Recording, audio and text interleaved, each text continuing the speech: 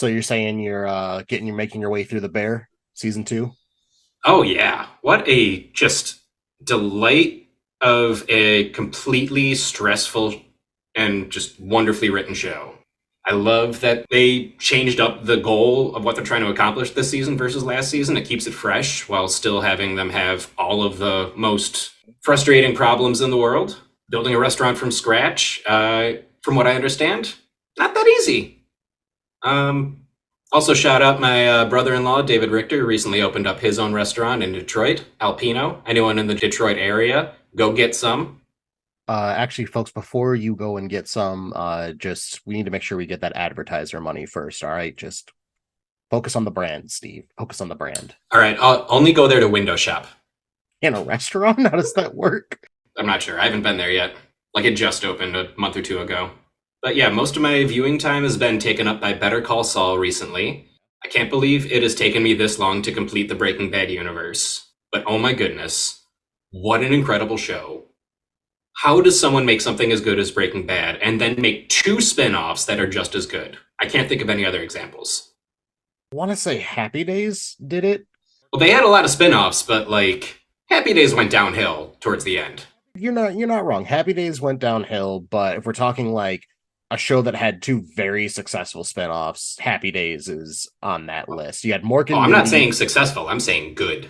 Mork and Mindy was delightful. Oh no, that's a whole other pony. The only Yeah, like truly amazing spinoff that I can think of was Frasier. That's it. fair. Haven't seen it, but everyone raves about it. We all have our blind spots. But man, so many people have called Saul at this point. God. And speaking of getting people off, do you want to get started? Let's hit it. All right, hook that intro. Yar! Two friends named Corey and Steve like talking about films and TV. They thought, hey, what if this was a show? That's how we got here, now you know. Wait, what's the name? That sounds terrible, go on. That sounds terrible, go on. We hope you stick around and have some fun right after our intro song. That sounds terrible, go on. Welcome back, folks, to another fantastic episode of That Sounds Terrible, Go On. I'm your host, Corey. And yar! I'm your host, Steve. I'm not doing that the whole pod. But hey, Yeah, Steve, you're gonna rip your vocal cords. And speaking of ripping things, Steve, we got a film that we gotta rip on. And by rip on, I mean gush over. Because oh my god, folks, today we are talking about 1991's Hook. Hook!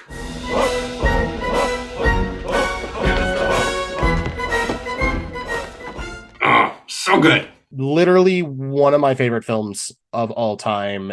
People are so divided on this film. It's wild to me. Like either you absolutely love this or you absolutely hate this film. And I think it really just depends on when you were born and watched it for the first time. That's fair. I grew up watching this. This was a VHS that was regularly in the rotation, along with the original Star Wars trilogy and a handful of Disney films. It's so much fun.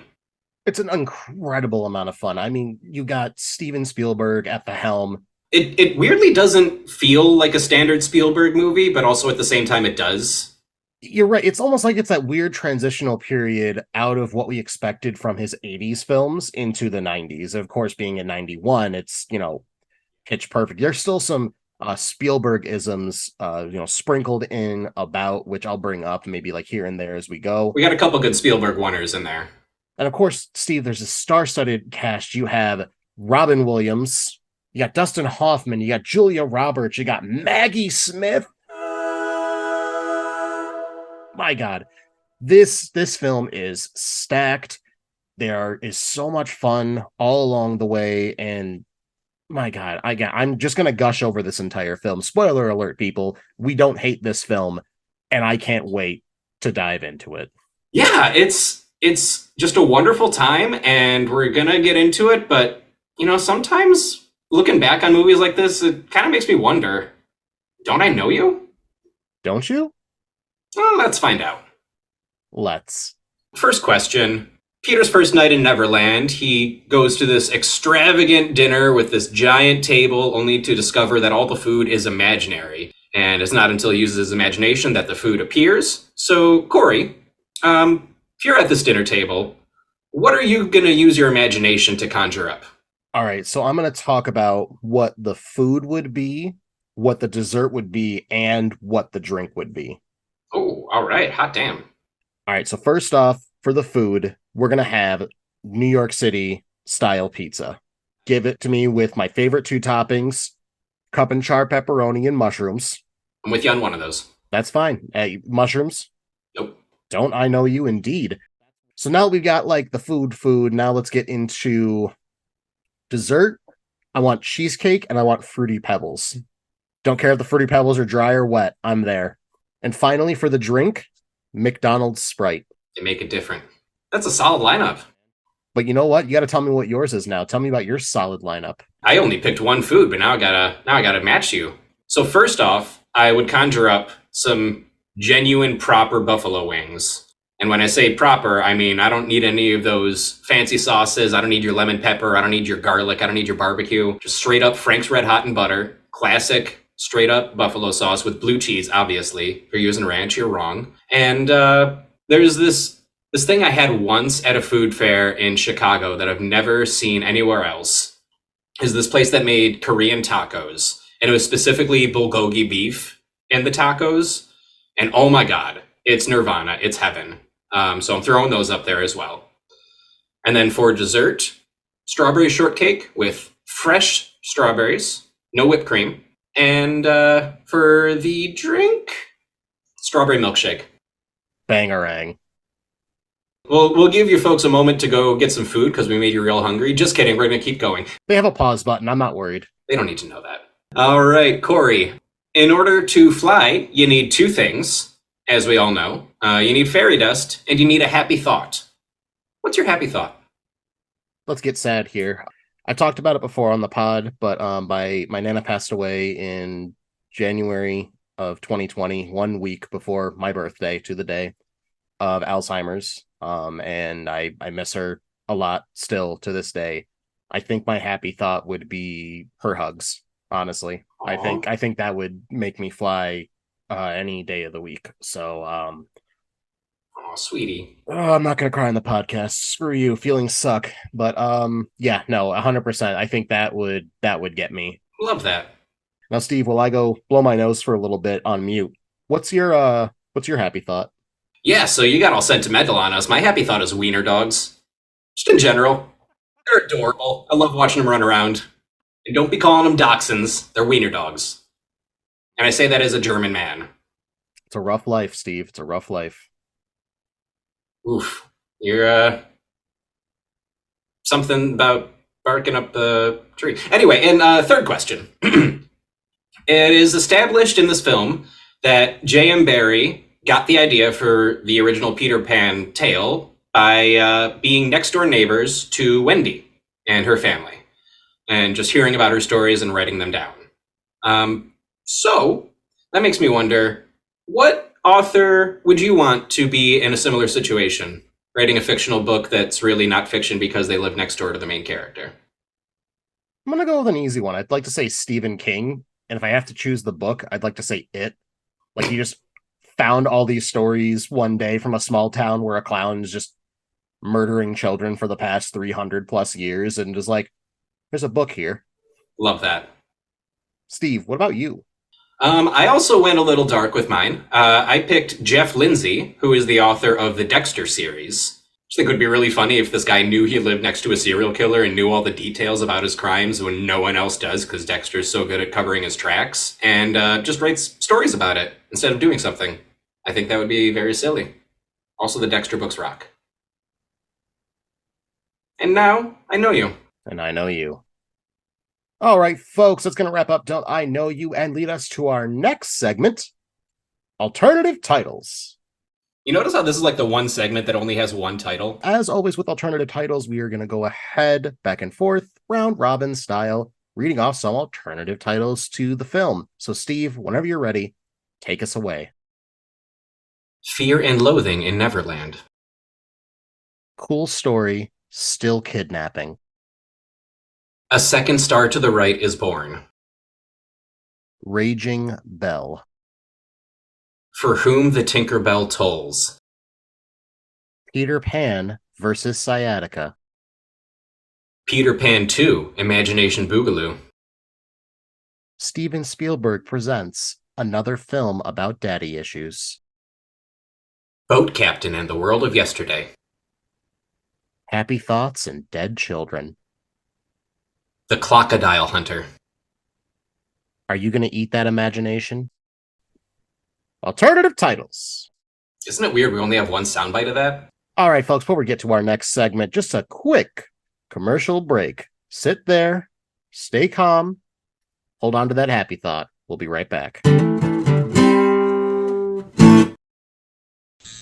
All right, folks, I am here at Goblin's Den Tattoo out in the lovely Syracuse, New York, being currently inked by Leah, owner, operator, and a fantastic individual. Leah, how are you doing today?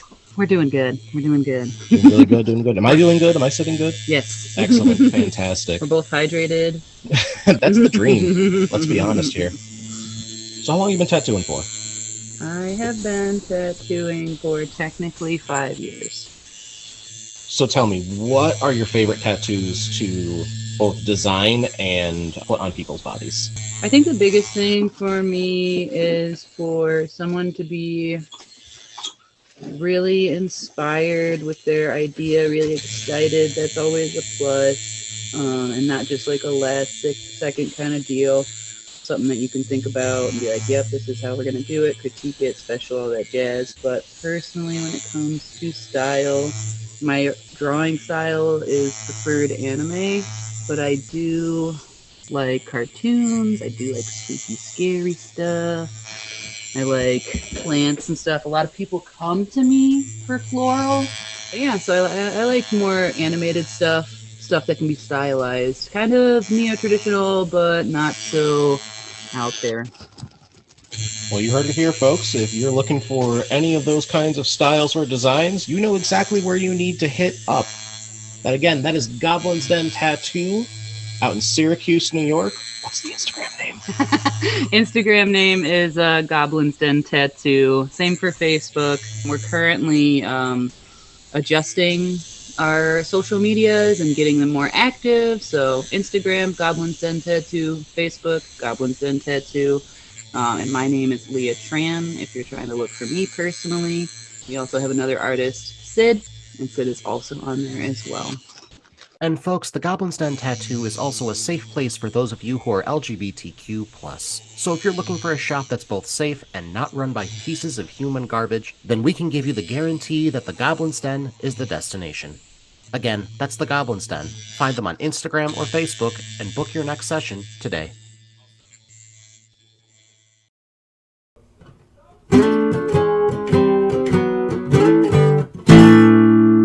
Welcome back, folks.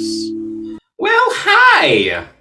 Hey to you too, Steve. And you know who I would like to greet right now? Would it be Lawrence Fishburne? No, Steve. How about now? No, Steve. It's still the members of our cast and crew! Oh,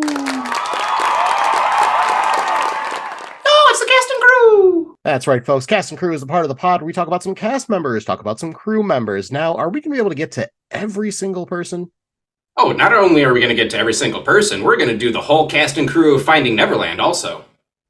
Steve, please, God, no. Movie and Broadway production. I just can't support this. We can't do that. This is already going to be one hell of a long podcast. We can't do it to our people. But, folks, if there's someone a part of this cast and crew that we don't touch on that you think we should, be sure to hit us up on our Facebook, Instagram, or Twitter. That's right, I was just kidding. Aha! Aha! Aha! Aha! Aha! Aha! Good form, Steve, good form. Now, speaking of good form, we got to talk about this director, Steven Spielberg. Spielberg is best known as the director of all of your childhood if you grew up in the 80s and or 90s, directing such hits as 1975's Jaws, 1977's Close Encounters of the Third Kind, 1993's Jurassic Park, and Schindler's List, 1982's E.T. the Extraterrestrial, the first four Indiana Jones films, 2012's Lincoln, 1998's Saving Private Ryan, 2002's Catch Me If You Can, and 2021's West Side Story. He was also the executive producer of such cartoons as Tiny Toon Adventures, Animaniacs, Pinky and the Brain, Freakazoid, and Toonsylvania.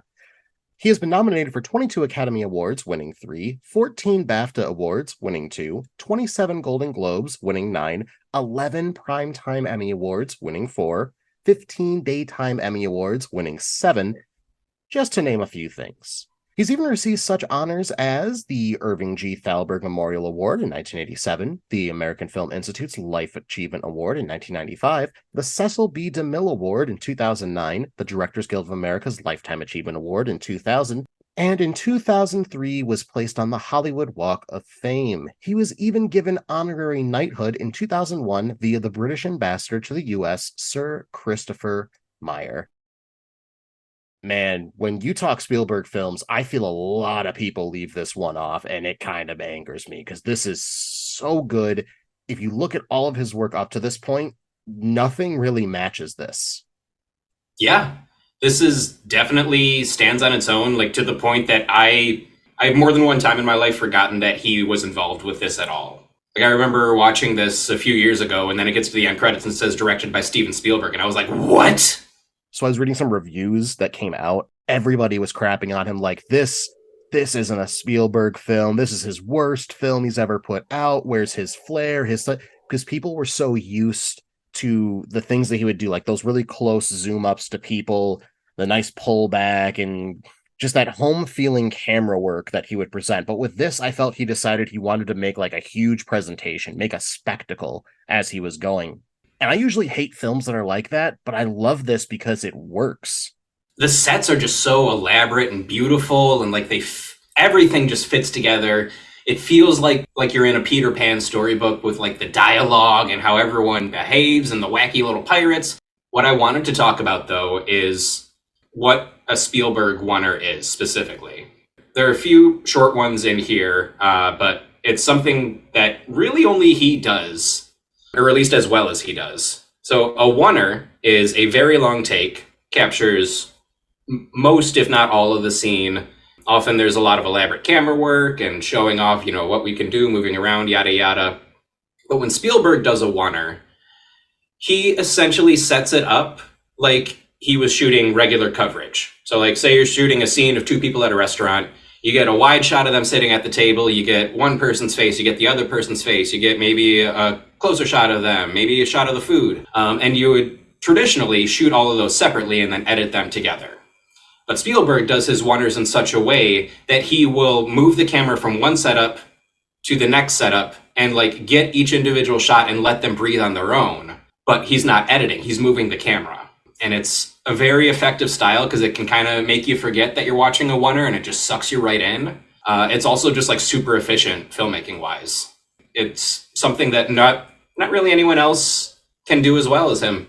You can tell he put a lot of heart into this and a lot of effort into the set design, like of the approval of costumes and things like that. Like he really wanted this to feel like we got transported into a Peter Pan story, and he absolutely achieved that. 100%. Next up, we've got the co-writers, starting with Jim V. Hart. Now, Hart is best known as the writer for 1992's Bram Stoker's Dracula, as well as the co-story creator for 2003's Lara Croft Tomb Raider, The Cradle of Life, along with being the co-writer of 1996's Muppet Treasure Island. The next co-writer we have is Malia Scotch Marmo, and Marmo is best known as an uncredited writer for 2004's Polar Express, 2007's Enchanted, and 1993's Jurassic Park. She was uncredited for all of those? Yes. Damn. I mean, you got some bangers in there. It used to not be like that, right? It used to be if you came in and you traded a script, you'd get a credit. If you come in, you have to like write a certain amount. I think it's like 15% of the script or something like that in order to be considered a writer, because then you get residuals from it. Like you have to go to like, I can't remember what it's called, like the Writers Guild, I think, literally says like you can, if they write this much, then they actually start getting residuals or something like that. Because otherwise, nowadays, especially, you think it takes 12 people to write one Beyonce song is a lot. Oh, let me show you how much it takes to write a single Marvel movie. Oh yeah, that's a committee. But they really understand like the fairy tale esque dialogue of Peter Pan here. Like at the end, when Peter is back home and talking to Wendy, and she's like, "The adventure is over," and he's like, "No, it's just starting." To live. To live will be an awfully big adventure. Excellent twist on his famous line. It gives us hope. It tells us so much about how he's grown as a character. Ah, God. It's a perfect mix. It's whimsy, it's silly, and it's heartfelt. They also plant a few things here and there that explain some things as we go Mm-hmm. throughout the film. I don't want to reveal too much because we'll get into it when we get into the breakdown, but on this recent watch through, a lot of things started like clicking for me with the writing where before I was like, I don't know why they did this or why this makes sense, but yeah, sure, why not?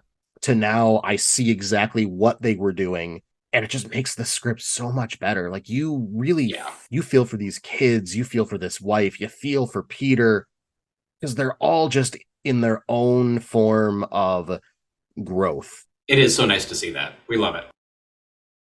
Next up, Steve, we got to talk about this composer. Oh yeah? We got like some fresh up and comer here? Oh yeah, it's a little guy. Maybe you heard of him, John Williams. You know what? One choir of angels isn't enough for this man. That's much better. Williams is best known as one of the greatest film composers of all time. To name just a few iconic scores he's composed over his illustrious career: 1975's Jaws, all of the main story Star Wars films, 1978's Superman, every Indiana Jones film, yes, including the one that just came out, 1990's Home Alone, 1993's Jurassic Park and Schindler's List, and 2001's Harry Potter and the Sorcerer's Stone. Essentially, your whole childhood if you grew up in the 80s and 90s. He's also been nominated for, honestly, too many awards for us to even include the majority of them, but 53 Academy Awards, winning only 5, and 73 Grammy Awards, winning 25. In 1998, he was also inducted into the Songwriters Hall of Fame. John Williams' work here is so underrated. Nobody talks about this, but every song is fun, it's catchy. Mm-hmm. I love, like, especially like that's so catchy. It sucks you in. You know you're getting in for a fun time. Like the reveal of Neverland, where it's this big orchestral like thing. Like my God, I would might put this in my top 3 favorite all around John Williams scores. Honestly, That's bold. That's bold. I'll be honest, my top 3 is Star Wars, Indiana Jones, and Harry Potter. But this is every bit as heartfelt and well thought out and just beautifully played out as any of those. Yeah, this is another one where it's easy to forget who these incredible names are behind this film just because of this unique combination of visuals and sounds and music and everything. Like it, if you pay attention, you can like see the John Williams motifs and whatnot, but it is very easy to just get lost in it and just be surrounded and forget John Williams exists as a person. He is too great for our time. And I just want to close out our John Williams bit with a quote from Spielberg. So this is when they were making Schindler's List, and Spielberg approached him to do the score for it. Williams said, "Steven, you need a better composer than I to score this film." And he said, "I know, but they're all dead." 100%. That is John Williams. good form, Steven Spielberg. Good form. Here, here. Next up, we got to get into some cast members here, Steve. Starting with, of course, Robin Williams. No. We're going to need 2 choirs for Robin here. As Peter Banning, a.k.a. Peter Pan. Now, Williams is best known as another Legends on this cast and crew list, known for not only as a stand-up comedian, but in roles such as Mork in TV's Mork and Mindy, Adrian Cronauer in 1987's Good Morning Vietnam, the titular character Popeye in the 1980 Popeye live-action film adaptation. We'll get there. Daniel Hillard slash Mrs. Doubtfire in 1993's Mrs. Doubtfire, John Keating in 1989's Dead Poets Society, Alan Parrish in 1995's Jumanji, Chris Nielsen in 1998's What Dreams May Come, Armin Goldman in 1996's The Birdcage, Theodore Roosevelt in The Night at the Museum film series, Sean Maguire in 1997's Good Will Hunting, and of course, the voice of Genie of the Lamp in 1992's Aladdin and its 1996 sequel, Aladdin and the King of Thieves. Williams has also been nominated for 4 Oscars, winning 1, 2 BAFTAs, 9 Emmys, winning 2, 10 Golden Globes, winning 4, 3 Golden Razzies, 9 Grammys, winning 5, and 4 SAG Awards, winning 2. He was also a co-host for the 58th Academy Awards. In 1993, he was given a special Golden Globe Award for vocal work in a motion picture for his work on Aladdin. In 2005, he received the Cecil B. DeMille Award. In 1990, he would receive a star on the Hollywood Walk of Fame, and in 2009, he was given Disney Legend status for his work with the company. He's even had an Iron Maiden song dedicated to him called Tears of a Clown, and has a tunnel named after him on Highway 101 north of the Golden Gate Bridge, along with the Sharon Meadow in San Francisco's Golden Gate Park being renamed to Robin Williams Meadow. Unfortunately, he would pass on August 11th, 2014 due to self-inflicted asphyxia due to hanging himself. It was later revealed via the autopsy that he was suffering from Lewy body dementia. There will never be another Robin Williams. That's just a straight up fact. As much as I try, I mean, we could probably do an entire podcast just talking about Robin Williams' influence on everything. I mean, I can't speak for you, but the man was my biggest inspiration growing up. Like the fact that he would do voices, I taught myself how to do different voices, and I still do them to this day. I'm not as good as him, but I learned how to do it. I learned being quick-witted from him, always like being on, trying to get people to laugh, the whole 9 yards, and then learning that he died the way he did just kind of hit a little too close to home as someone who's really struggled with depression and suicide himself, and always kind of felt like I really want to try to be the light in people's lives so they don't feel the same way that I consistently do. That hit me harder than I think any celebrity death ever has or ever will. And God, this role is one of the ones that hooked me in as well. What better choice to play the boy who never grew up as a grown-up than Robin fucking Williams, man? Yeah, absolutely perfect. And kind of surprising how subdued and grounded his performance is at the beginning of the film. Completely against type. Yeah, he disappears into this role. Straight up, all business, workaholic, and frustrated parent, doesn't know how to connect with his kids. You feel all of that. It just feels very, very real. And it makes that all the more satisfying when he finally truly becomes the Pan again and lets himself be silly. The range this man had, unreal. And it was a different kind of subdued, grounded performance than he did in Dead Poet Society, too. I mean, he'd done some semi-grounded stuff. Like, I could honestly, the thing prior to this, other than Dead Poet Society, I would actually call out would be Good Morning Vietnam. Like, yeah, he was funny, but there's a lot of that movie where he's very grounded and serious, and you start really seeing what his acting chops were. I mean, good God, the man dropped out of Juilliard, Phenomenal. There's not enough praise to give this man in the world. I highly recommend anyone who has not seen either of these, but his episodes of Inside the Actor Studio and Whose Line Is It Anyway, comedy gold. I'm just going to leave it at that. One other thing I just want to add on here is, you ever notice how no one's ever done another like Peter Pan live action sequel? Like, oh, Peter's growing up and yada, yada, yada. Sure, yeah. I feel like if they ever tried to do that, no one's going to add up to this performance. There's just no chance in hell. I feel like maybe that's one of the reason why no one's tried. Because while this did get, panned by critics, I feel like this would be one where people would want to try to recreate it or recreate the idea behind it. Because remember correctly, Peter Pan is in the public domain. Yes. So anyone really could give it a shot. I'm glad no one has. This film doesn't need to be touched, and his performance is a solidifying factor in my opinion on that. Absolutely. There's plenty about this film that is super dated, but it works. It is a captured moment in time, just like the original Peter Pan is. Next up, we've got Dustin Hoffman as Captain James Hook. Let's see if we can summarize the highest of highlights for Mr. Hoffman. He was best known as Benjamin Braddock in 1967's The Graduate, Ted Kramer in 1979's Kramer vs. Kramer, Enrique Salvatore Rizzo in 1969's Midnight Cowboy, Michael Dorsey / Dorothy Michaels in 1982's Tootsie, Colonel Sam Daniels in 1995's Outbreak, Ray Babbitt in 1988's Rain Man, the voice of Master Sifu in the Kung Fu Panda franchise, Bernie Fokker in the Fokkers franchise, and the beloved Mr. Bergstrom in one of the best Simpsons episodes of all time, Season 2, Episode 19's titled Lisa's Substitute. He has been nominated for 7 Oscars, winning 2, 2 Primetime Emmys, winning 1, 1 Tony Award, 9 BAFTAs, winning 3, 13 Golden Globes, winning 5, 2 SAG Awards, and he's won both an International Emmy and an Annie Award. But is that all, Steve?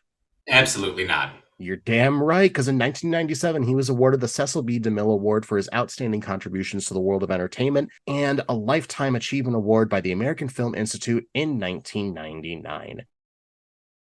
I have seen this film probably 100 times. I'm not exaggerating at all. I cannot see Dustin Hoffman in Captain James Hook. He literally disappears into the role, and I have tried so hard over the years. Some people tell me like, "Oh, I see it when like the wig comes off." I don't even see it then. I like the makeup, the look, the voice. I've never heard him do this kind of voice in anything else he's done. Yeah, this is a completely unique character that as far as I know, has not drawn from for any of his other roles. He is the epitome of literally a mustache twirling villain, and he's having so much fun with it. He's such a goof, really plays up the narcissism and the just bloodthirst, but in a way that feels like true to the Peter Pan canon, the Panon. It's very easy to forget that it's him. I feel like largely because you never think of Dustin Hoffman with very long black curly hair. I think that helps a lot. Also, those are fake teeth, right? Yeah, those are fake teeth. I was trying to picture Dustin Hoffman's actual teeth and I just couldn't. But yeah, he does so much to disguise his face. But even if he did that and just did like his normal Dustin Hoffman leading man shtick, like you'd be like, yeah, okay, he looks cool, but yeah, that's Dustin Hoffman. But like you said, this character, so wild and unique and outlandish. It's his own thing. It's like Heath Ledger and the Joker. They are two completely separate entities. And again, I compare every live action Captain James Hook to this role, and so far, none of them have stood a chance. I'll be honest, there's one other live action James Hook that I love, but for entirely different reasons. And that would be the version on Once Upon a Time. Played more as like an anti-hero and a fun, like charming swashbuckler, and maybe not entirely the villain, but not entirely the hero either. It's a completely different take. And that's why I think I like it so much and it works so well. Because he's not trying to be Dustin Hoffman. Next up, we've got Julia Roberts as Tinkerbell. Roberts is best known as Vivian Ward in 1990's Pretty Woman, Tess Ocean in the Ocean's 11 film series, Episode 41. The titular role in 2000's Erin Brockovich, Catherine Ann Watson in 2003's Mona Lisa Smile, and Elizabeth Gilbert in 2010's Eat, Pray, Love, just to name a few things. She has been nominated for 4 Academy Awards, winning 1, 2 Primetime Emmy Awards, 3 BAFTA Awards, winning 1, 10 Golden Globe Awards, winning 3, 4 SAG Awards, winning 1, and 3 Golden Razzies, one of which for her role here. And if I'm going to make a comment, I don't agree with them. I think she did a delightful job in bringing the role of Tinkerbell to life. Like, we actually get Tinkerbell to speak, which is a different take for sure, because in the play adaptation, have you ever seen the play adaptation? Not live, but several times filmed. I've seen it both live and filmed, and in it, for those who aren't aware, much like in the Disney cartoon version, she doesn't speak. She just flies around. It's a little flashlight, whatever it is, and Peter is the translator. In this one, she gets to speak, and I don't hate anything about her delivery here. I love the look of her, like that obviously it's a wig, the pixie cut style hair, like the burlap like sack that's like a little tied rope around it, like, you know, like she's this rough and tumble gal, and she sells it. She's got all this charisma, despite the fact that it's just mostly her acting on a green screen the entire time. Like, Julia Roberts killed this. She did not deserve that Golden Razzie nomination. Absolutely not. This is, again, like taking the Panon and like adding a twist to it and making it work for this kind of sequel. Like, Tinkerbell has always been mischievous, overdramatic, all of that, and she captures all of that. It's great. Like, we're gonna get into the specifics of it when we go through the breakdown, but I was never even like bothered or raised anything that Tinkerbell talked in this. Like, I think maybe just because I grew up watching this movie, I almost get like weirded out when other versions of Tinkerbell don't talk. Yeah, it doesn't feel right. Like, to me, this is the true Panon, as you put it. This to me is what Peter's story was and always has been, because I feel on a lot of levels it works better than both the play, the book, the original Disney movie on many, many levels. Yeah, what else is there to say about Julia Roberts? She kills it. There's one thing about her character that I'm kind of iffy about, but we'll get to that. It's not her fault. Julia, you killed it. Next up, we've got Bob Hoskins as Smee. Now, Hoskins is best known as George in 1986's Mona Lisa, J. Edgar Hoover in 1995's Nixon, Mario in 1993's Super Mario Bros., Eddie Valiant in 1988's Who Framed Roger Rabbit, and again as Smee in 2011's Sci-Fi Network's TV miniseries Neverland. Oh my god, that's right. That was him. He's also been nominated for 1 Academy Award, 4 BAFTAs, winning 1 Golden Razzie, 3 Golden Globes, winning 1, and 1 SAG Award. Unfortunately, he would pass away on April 29th, 2014 of pneumonia. Before we get into him, anyone listening, if you've never watched the Sci-Fi Network's miniseries called Neverland, watch it. It's so good. It's so cool. For the most part. We'll get there. Yeah, we should get there.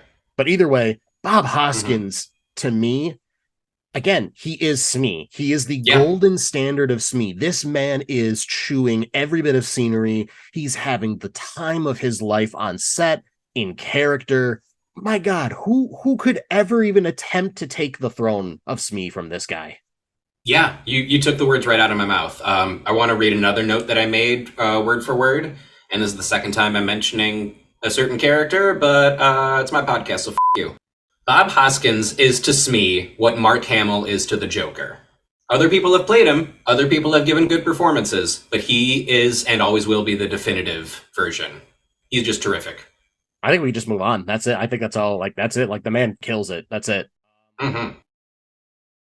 Next up, we've got Dante Basco as Rufio. Now, Basco is best known as Dolph in 1999's But I'm a Cheerleader, Jake Long in Disney's American Dragon, Jake Long, and Prince Zuko in Nickelodeon's Avatar: The Last Airbender, and as General Iroh in its sequel series, The Legend of Korra. I'm assuming Steve hates both of them. Now, he's also been nominated for 2 Young Artist Awards, both for his work on Hook, winning 1 for being part of the Best Ensemble Cast. Can't hate something if you never watch it. Regardless of all of that, Steve, Rufio is an icon. Rufio! Rufio! Rufio! Yeah, this is such a cool idea for a character. He doesn't go the way you think he will, and like very much not a child actor, which we love to see in our child actors. Yeah, he gets such a cool look. His sword fighting skills are redonkulous. He's so fun, and you feel like he's going to be an antagonist, but he's even more fun than that. Honestly, he is. He has a lot of layers to him that come out in very little subtleties in the performance that Bosco gives us. Rufio is an insecure little boy at his core, and we'll get into what I feel is the main reason why when we get into the breakdown.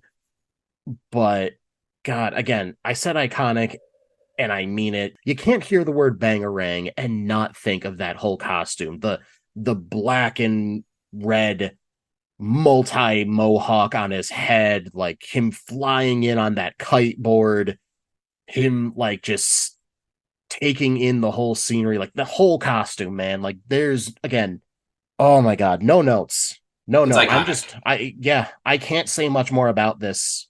Yeah, I'll be honest. So there was one time a few years ago where I saw this man in the real world, and I'm glad I didn't like speak to him in a way that I would end up saying his name because I 100% would have called him Rufio, and I bet he hates that. He actually totally turns into the fandom. He's one of those people who he just loves his fans. He's just really happy to have fans and very humble about that.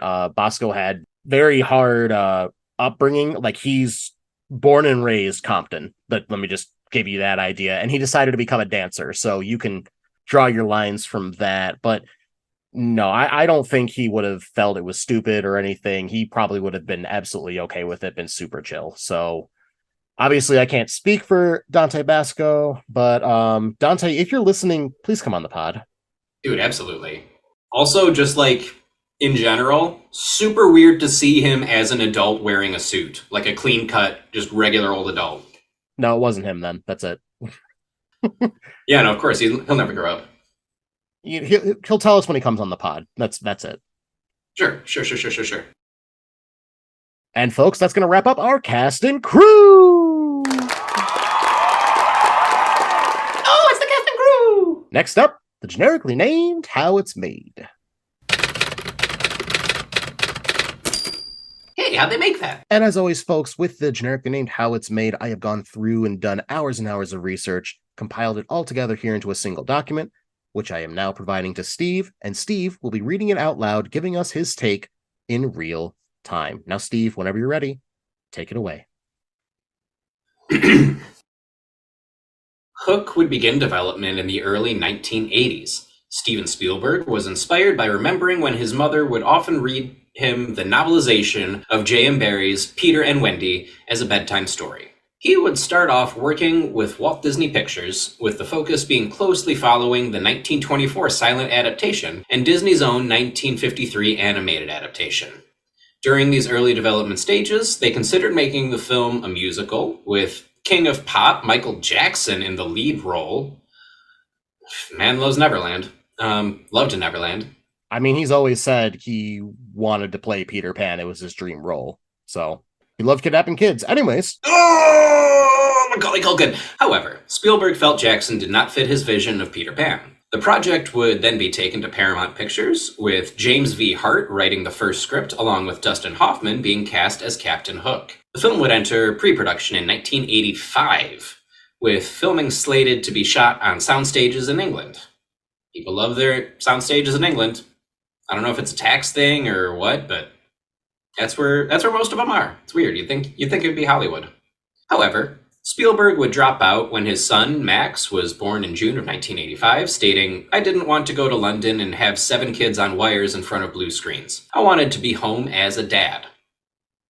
I wonder if that would affect the story of this at all. In 1987, he decided to permanently abandon the project, feeling he expressed the themes with 1987's Empire of the Sun. I knew nothing about that movie. I did not even know that was him. More daddy issues. There you go. Sure. Fablemans. Paramount would move forward with production, putting Nick Castle as director. Hart would stay on as the screenplay writer and began working on a new storyline when his son would show the family a drawing. The drawing was of a crocodile eating Captain Hook, but his son would explain that the crocodile really didn't eat him. He got away. It was from this that Hart would get the inspiration to make it so that Hook isn't dead, the crocodile is. Having Peter Pan being grown up in the film was also inspired by his son when he asked, "What if Peter Pan did grow up?" at the dinner table one day. Hart would pattern Peter after several of his own friends on Wall Street, where the pirates wear 3-piece suits and ride in limos. At this time, John Williams and lyricist Leslie Berkous would be brought on to write the songs and lyrics, as the film was still being developed as a musical. The duo would end up writing several musical numbers, with only 2 having seen the light of day due to legal reasons. Gotta love that intellectual property law. In 1989, Hook would be the official title of the film and was taken from Paramount to TriStar Pictures, which was headed by Mike Medavoy, Spielberg's first talent agent. Robin Williams would then sign on, but he and Hoffman had creative differences. Oh no, I don't want my sweet boys to fight with Castle. Oh, thank God. Because of this, and Medavoy favoring Spielberg for the film, Castle would be dismissed and paid a rumored $500,000 settlement, with Spielberg now back in the director's chair. Yeah, worth it. That's still a lot of money for back then. Dude, I will take $500,000 to not direct a movie. Absolutely. Spielberg would then work together with Hart to rewrite the script before hiring Malia Scotch Marmo to rewrite Captain Hook's dialogue and Carrie Fisher for Tinkerbells. God, Carrie Fisher. Also has something else to do with this movie. We'll get to that. Doesn't that just fit, though? Like, Carrie Fisher wrote the dialogue for Tinkerbell?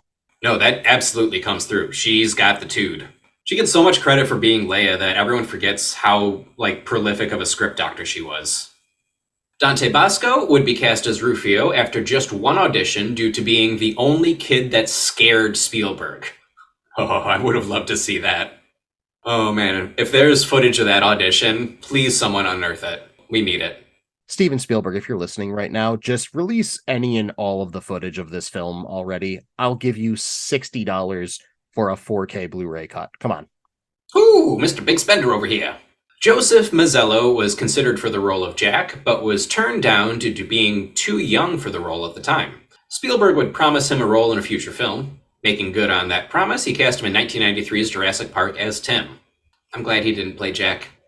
He would have been way too young at this point. I fully agree. Well, that too, but I prefer the Jack we got's performance. Yeah, Mazzello's a child actor. He's a child actor. Yeah. Jack, not so much. The pirate extras, except for Jimmy Buffett and David Crosby, were all recruited from biker bars who would drunkenly lay around the pirate set. Amazing. There were 6 pirate wranglers on set. Pirate wranglers. Oh my God. I want an IMDb page, and I want that to be on it. But just consider that in order to get that on your page, you have to make a whole bunch of biker gangs do stuff and make sure that they follow orders. I rescind my desire. Yeah. God, what a silly job title, Pirate Wrangler. I love that so much. And there's also one other pirate in the crowd that is not a biker gang and is a famous person. We'll get to that. There were 6 pirate wranglers on set and a printed list of 35 rules for the extras, which included do not ask for autographs, do not touch the animals, and do not pet the monkey or you will be fired. Where was there a monkey? I don't recall, maybe somewhere in the background, but I like the fact that they had to specifically name the monkey.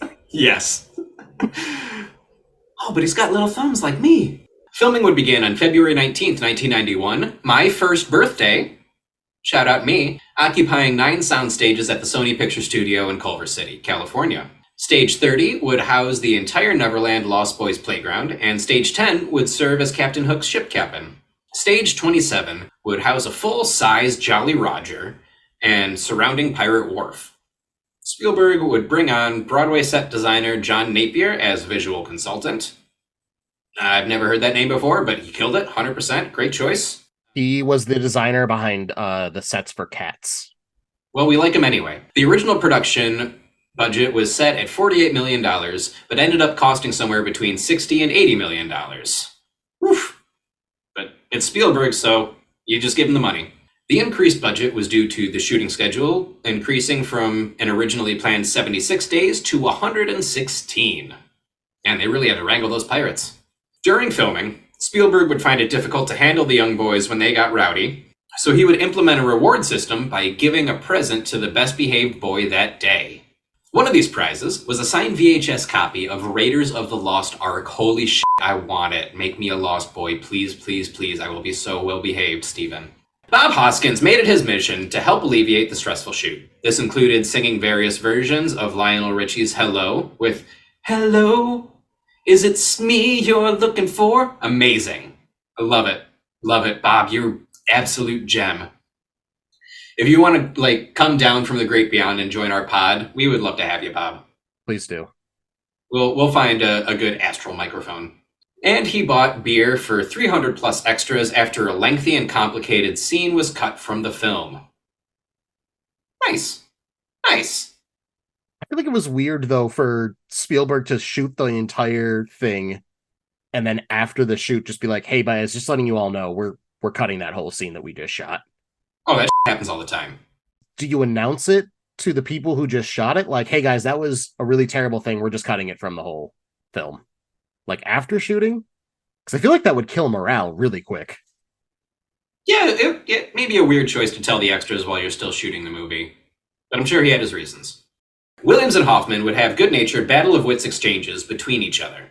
In one exchange, Hoffman was not happy with his performance and asked if the scene could be reshot, with Williams quipping, "When all else fails, try acting," in response. "Oh, you card, Robin, you old so-and-so." In another scene, Williams would do a pitch-perfect imitation of an on-set parrot while Hoffman was in the middle of a long speech, causing them to have to start the shoot over. Oh my god. Trying to stay in character and do a shoot while there's just happening. Incredible. Oh man. No one else can get away with that. Hoffman would get some quips back during a scene where Williams kept flubbing his lines, to where Hoffman stared into the camera and said, "Well, what can you expect from Mork?" The next take, Williams would nail his lines perfectly, then after, looked into the camera and said, "Hey, Ishtar is on TV tonight. Ooh, get him." So, yeah, just real quick, in film school, for one of my story classes, we were shown the film Ishtar, starring Dustin Hoffman, as an example of a film that was considered to be very bad at the time, pretty much universally. I'm gonna say not great, but not a bad film. Like it's pretty fun. It's got a fun little concept. Hoffman and I don't remember who the other leading man was, but they play great off each other. Warren Beatty. Warren Beatty, yes. Beatty and Hoffman, great chemistry. It goes on a little bit longer than it should, but still, it was like famously a bad movie and a flop for Hoffman. So Williams knew where to hit him. Goddamn, Williams. Incredible. Don't cut yourself on that razor sharp wit. To quote scriptwriter Jim V. Hart, Williams, quote, was the soul of the set and would perform stand-up between shots for everyone on set. Oh, that's awesome. Like when you're between shots, you're just waiting for like half an hour for the crew to move everything around. And like as an actor, super easy to like lose the character, lose the momentum, lose the chemistry. So that's genius, and it probably just was easier for Robin to not hold that in. Especially given the shoot went way longer than planned, like 76 days to 116 days. You weren't planning on being there for that long. That's an extra month and a half. Yeah, with that in mind, morale had to be so low. Shout out to Robin and Dustin for doing what they could to make it more enjoyable. During one scene, Spielberg had been on a bullhorn trying to set up the shot for several minutes. When he finally got the crew focused enough to start, Williams would proceed to moon everyone on set. Probably couldn't do that today, but again, it's Robin Williams, and I'm just going to assume everybody on set that day was an adult. It would take several more minutes for Spielberg to gain control of the set again due to the uproar of laughter that broke out. You know, Spielberg is trying to do what he can, and he gave that shot everything but. Rashad Hammond, who played Thudbutt, asked Williams to do a Mork bit for him one day, and Williams would reportedly do a bit about Mork hooking up with Barbara Bush. Beautiful.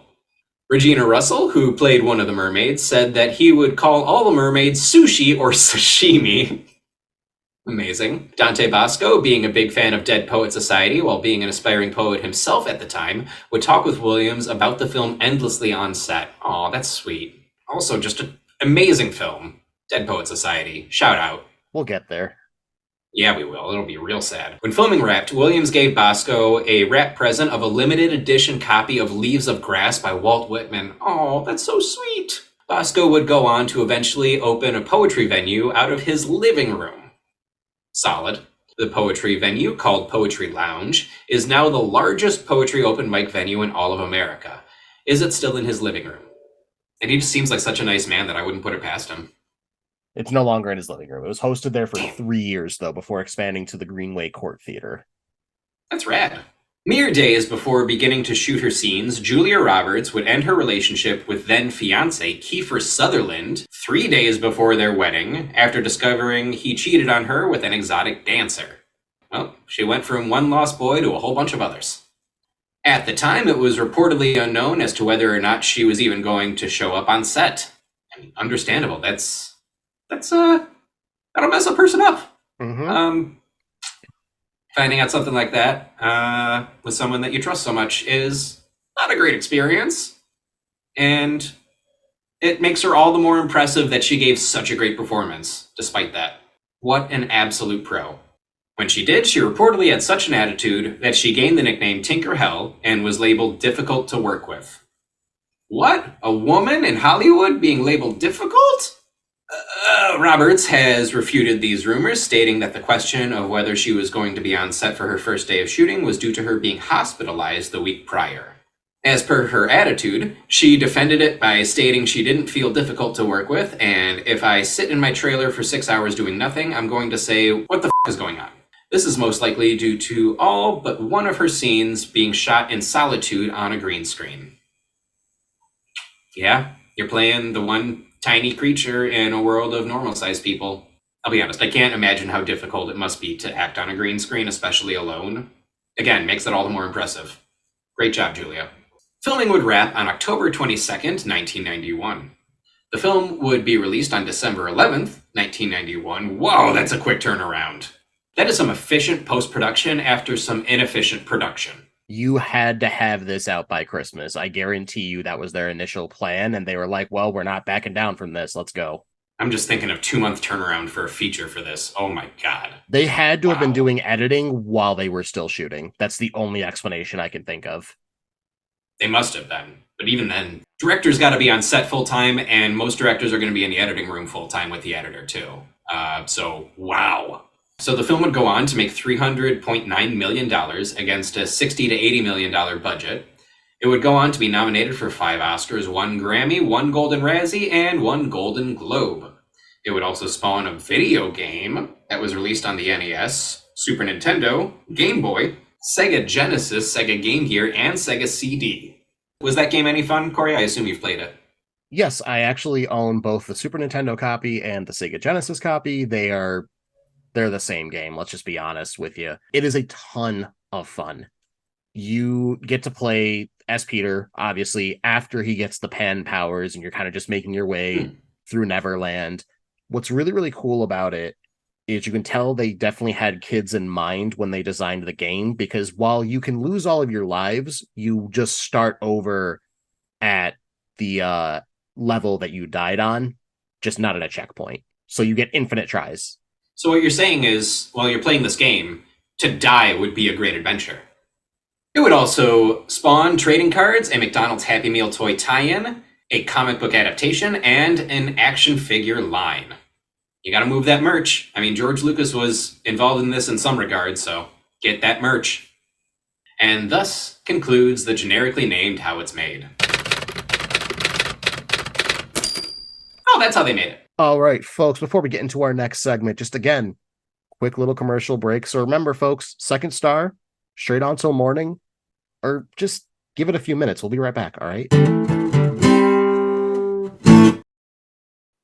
Hey, folks, did you know that we're a couple of corporate whores? We will do whatever you say for money. That's right. We'll give an ad that promises the world to your potential customers for whatever you're trying to sell. Is it true? Doesn't matter. Is it going to work? Still doesn't matter. Give us $5, give us $10. We'll make all your dreams come true, as long as your dreams are limited to having your product hawked on our podcast. But Steve, what if I don't have an advertisement written for you? Well, for a small extra fee, we can write one for you, aka make one up on the spot and half-ass it. That's right, folks. If you have any interest in advertising with us, please, please, please hit us up on our Instagram at That Sounds Terrible Pod, or find us on Twitter by looking up That Sounds Terrible. Go on. Slide into our DMs so we can slide into your ads. We're going to do an ad for you. That's right, folks. Fill our bank accounts so we can line your pockets with that sweet, sweet internet money.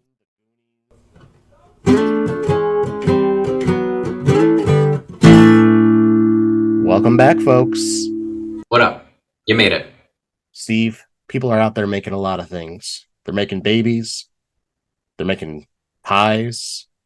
But you know what we're about to make? Whoopi? Steve, it's not the 1970s anymore. It's not? Fortunately, it's not. But you know what it is, Steve? What?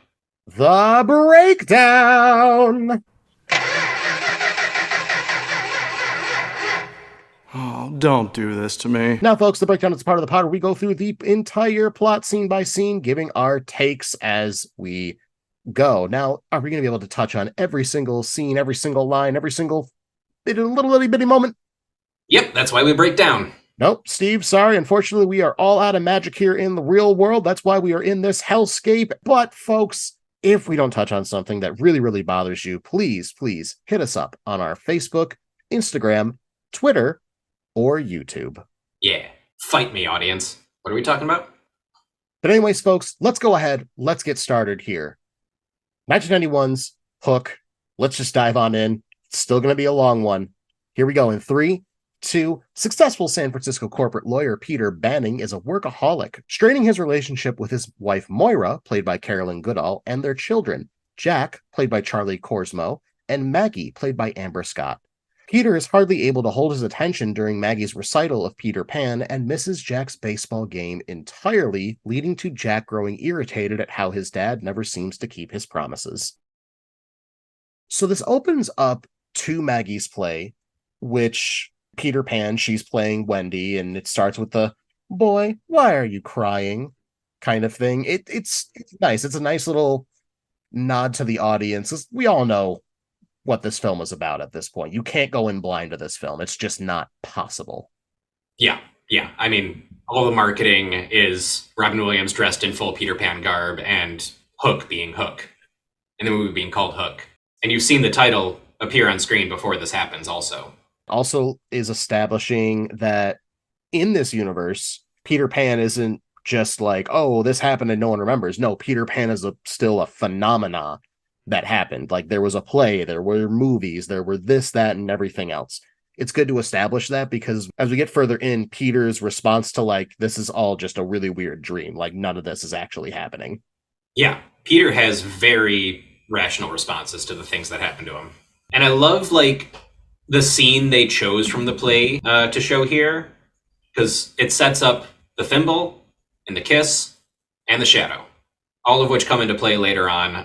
This is probably the first time watching it where I've really noticed how much setup this opening act has. And it's really quite remarkable. One of the things that I noticed as well was at the start of the game, Maggie says to Moira, "Don't worry, he'll show up, he promised," talking about Peter coming to the game.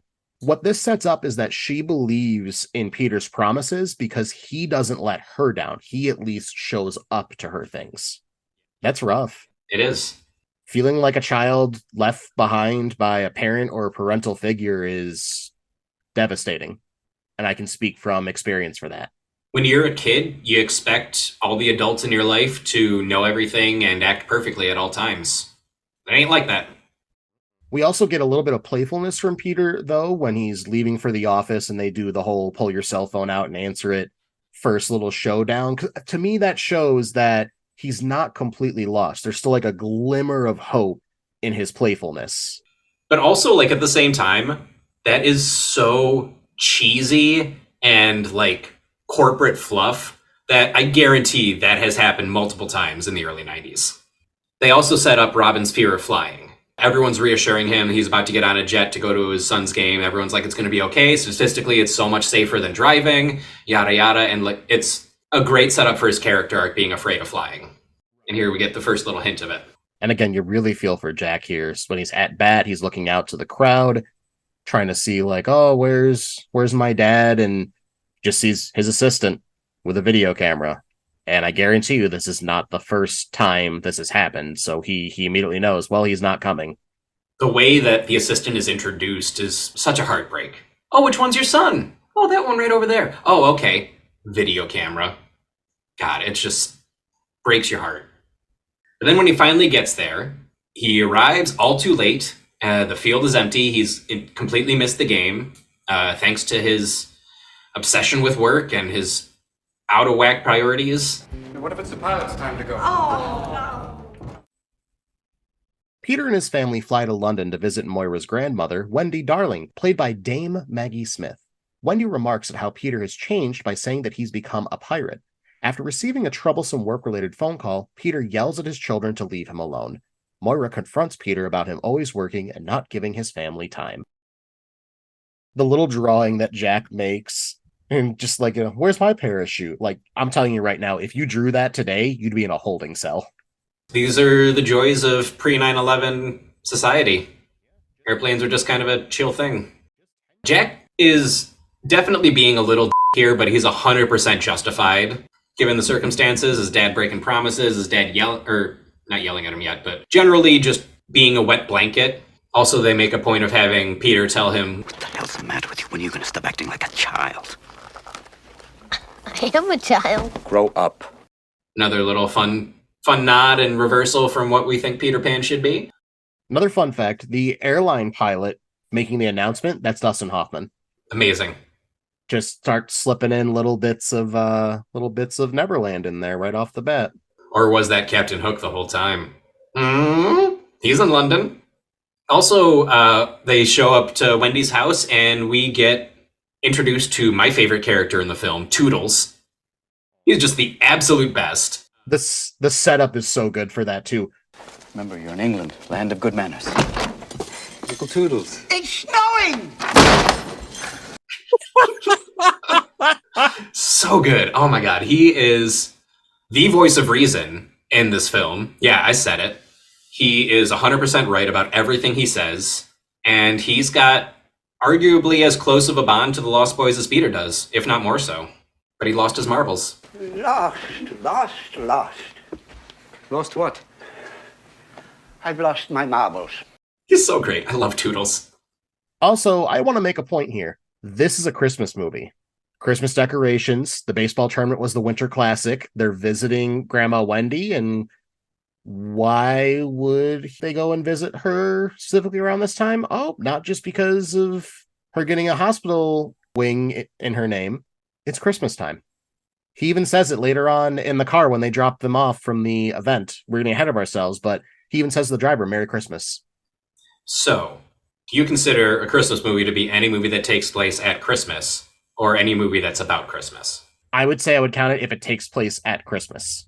Okay, so Iron Man 3 is a Christmas movie. Yes. Got it. But think of it this way. Wendy mentions to Peter as well. It's been 10 years between visits. She also makes an offhand comment. Oh, can this giant be Jack? How much you've grown in a year? Implying that every Christmas they go back, but he stays because he has to keep working. Nice subtle touch. That went over my head. Blink and you'll miss it, man. I didn't catch that again until I rewatched it this time. And again, I've probably seen this film 100 times. Maggie's just such a delight. Love you, Maggie Smith. Dame Maggie. Mother. So let's go back to entering the house. Look how everyone enters the house. Everyone's full of excitement and wonder. But Peter, he carefully walks in. He's showing little to no emotion. He's very uncomfortable about the joy happening around him. He gives this really awkward hug to Wendy. Again, it's like he really has lost touch with the child inside of him. He feels like I have to be very serious, very kept together. Emotion is bad, like style of thinking. Yeah, he can't get out of corporate mode. He has become the machine. Not to mention Wendy calling Peter a pirate. All grown-ups are pirates. When you think about it, it hurts so much. Like this person who meant so much to Peter, you know, like on the first watch through, it doesn't hit as hard. But when you watch it again and you realize just how close this was, like, no, this is the real Wendy. He was the real Peter. They were like thick as thieves. And for her to say that to him after all the adventures they've been on, like battling pirates throughout years, it's her way of saying, I'm disappointed in you. Yeah, definitely the first time you watch through it, you can easily just write all that off as like Wendy just being whimsical and trying to be fun for the kids. Or you can write it off as like, oh, it's a cheesy line. No, it really means something at the end of the day. Great script. Great script. And then you got Peter staring up at that mural in the children's room of Neverland. Such a cool mural. He looks at it. He's kind of getting sucked into it. and he shivers like he's remembering something. Like he sees Hook and he shivers like, oh God, that guy creeps me out. Well, why would he creep you out, Peter? It's just a children's story, right? The whole beginning to this film is such a wonderful setup. Again, they sprinkle little things here and there that upon first watch, you're like, oh yeah, this is just silly kid fun. No, there's reasons for these. Mm-hmm. The curtains aren't just blue. All right, let's talk about Peter yelling at his kids. Oof. Big yikes. Such a powerful scene. And Wendy's listening in, completely heartbroken. Like she's tearing up as she's hearing all this, as he's saying, like, Boy, get him out of here, will you? I'm on the phone call of my life. Bro, this is Christmas time and it's your kids. He's expecting them to just be so happy just because he's there with them this time. But, like, he's not. He is still back at the office. He can't think of anything else but business. Get this call, do this thing. He also could have just removed himself from the room, but he considers himself and his work so important that everyone else should just acquiesce to him. You know, it's funny. It almost mimics how Wendy's father acted in the films and the play. Very serious, very like, I'm going to like yelling at the children, very stern the whole way. Peter's become that. Nice catch. Something else I caught too. So when Moira gets the kids out of the room, Wendy takes them off to, their room to start tucking them in, what have you. Moira comes in, closes the door. Check that shot again. It's shot with Moira looking kind of off in the distance, not really fully in focus. Peter is in the middle, fully in focus, and then the cell phone that's ringing on the bed is right next to Peter. That's also in focus, but it's kind of framed where Peter has a choice to make here. He's either going to choose the phone, aka work, or he's going to choose his family. And the dumb idiot chooses work. Shout out Spielberg, knows how to set up a frame. He composes a shot like a goddamn magician.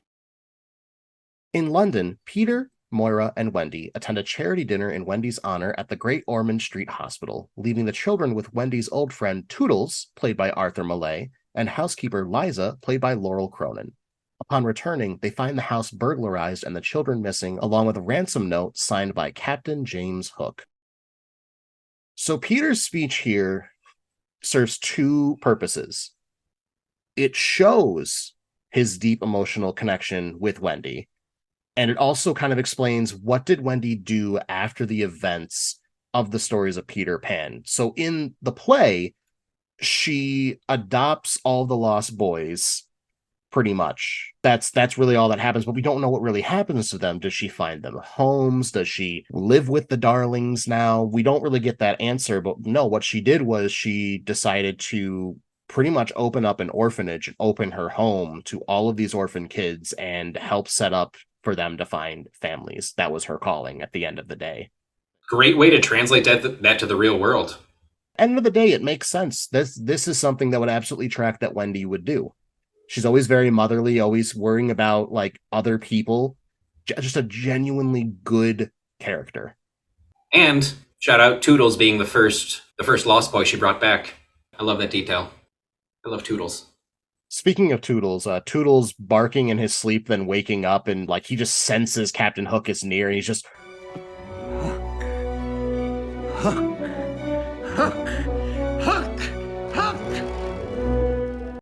Toodles gets it more than anyone else. Also, can we talk about the introduction of the note? Them showing up at the house and just seeing like the windows broken, and then we see the hook scratch all the way up the wall. Delightful Spielberg oneer. And the music really brings you on the edge of your seat here. It is ominous, and then finally you get to the note pinned to the door with a fucking dagger. Amazing. And it's like slowly opening too. It's not like being flung open. The door is just like, it's like a creaking sound. And then Toodles, of course, looks to Peter and hits him with that. Have to fly. Have to fight. Have to crow. Have to save Maggie. Have to save Jack. Okay, he's back. Yeah. Oh my God. And something else too, if you notice, like Wendy is feeling Captain Hook's presence in the world as well. Because she's like falling over, she's like fainting, she's like, oh my gosh, like, while the door's banging from the wind, the door lock creeping up from the balcony, covers are blowing up, children screaming. What it shows is that Wendy didn't forget about Neverland, like people will when they come to the real world, because she is so in tune with Neverland. I feel like at some level she misses Neverland. Getting ahead of ourselves, she talks about, I wanted to keep going on adventures with you, but I was too old. And I think because of that mindset of still wanting to go on adventures, she was able to keep that connection to Neverland. That's my theory, at least. I'll make that leap. I support that. Peter involves the authorities, but they are unable to help, and Wendy insists that only he can save Jack and Maggie, as he is really Peter Pan. But Peter refuses to believe her. Shout out to Phil Collins for the quick cameo as the lead inspector. The man just showed up, did his thing, and dipped out. Yeah, that's how a lot of these cameos happen in this film, and it's great. You can just tell Spielberg is pulling favors from friends. I want to believe that, like, Phil Collins just happened to be near the set that week, being on tour or vacationing or what have you, and Spielberg just kind of called him up and was like, "Hey, want to be in a movie?" Phil Collins was like, "Yeah, I can feel that coming in the air tonight." Also, the scene serves to give a bit of a further background on Peter. It establishes that he can only remember as far back as like 13 years old. And Wendy tells him, you decided to stay once you saw Moira and you fell in love. So it's kind of giving us the motivation. Why did Peter forget about Neverland? Why did he decide one day, I'm not going back? It's because he saw Moira and that was it. He was ready to grow up. Just like the White Stripes, he fell in love with a girl. Later that evening, sitting in the house's nursery, Peter is surprised when a floating light comes through the nursery window. It turns out to be Tinkerbell, who has come to help Peter. However, since Peter won't go willingly, Tink kidnaps him and takes him to Neverland. Peter's description of Tinkerbell at first is perfect. Firefly from hell. She's real bright and shiny. She got the wings and beating him up.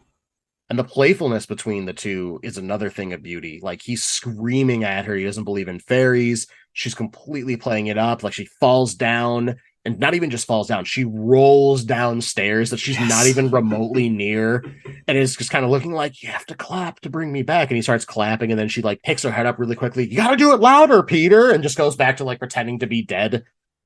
It's so much fun, and it's getting him to start acting like a kid again.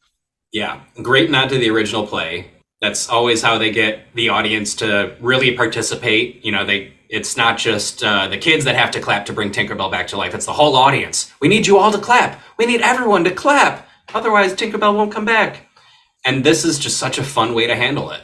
Tinkerbell just I'm going to assume that she knows the legend and she just thinks it's funny and wants to play with it. So when Tink and Peter are flying off to Neverland, there's that big wide shot of them going past Big Ben, and there's a couple making out on the bridge. The couple starts to fly. That couple is none other than, one, Steven Spielberg's friend George Lucas, and two, script doctor for this film, Carrie Fisher. I've known about that for years. I can't tell, but it's just kind of like a cool thing to know that I still wanted to put you in my movie. For sure. You can't see their faces at all. I would have believed it if they had used mannequins. But if you think about it too, why are they floating? Because they're thinking happy thoughts. Ah! It's just so cute, man. There's a lot of little moments in this film that are like that. That's just one of many. Peter wakes up in Pirate Town, where he is quickly disguised. All around him, pirates are gathering at the Jolly Roger as Mr. Smee presents the illustrious Captain Hook with a newly sharpened hook. Hook then revels in the pirates' cheering, telling of how he killed the crocodile that had once sought to devour him and turned it into a clock, and now cheers at the triumph in capturing Peter Pan's children in hopes to lead him back to Neverland and to his doom. First and foremost, what a set! Oh my god, it is gorgeous. It feels so rich and detailed, and you totally believe this is just a bunch of ragtag group of pirates over the centuries, just took their crashed ships and their booty and anything they could salvage and just cobbled it together into a bunch of buildings. Just sturdy enough for them to lie down and drink on.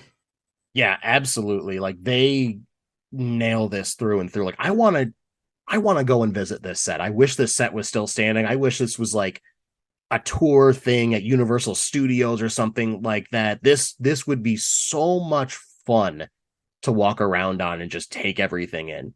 It's the dream. And you would never get a set like that nowadays, or even soon after that. Most people just started doing more special effects like animation, green screen, what have you. They wouldn't have put the same effort in as they did here. Yeah, you got to admire the craftsmanship. Absolutely. And we got yet another cameo here with a certain pirate who, quote, bet against Captain Hook that he couldn't make it to the real world and back and ends up getting put in the boo box. That pirate, that old man with a gray beard, is played by none other than Glenn Close. What a legend.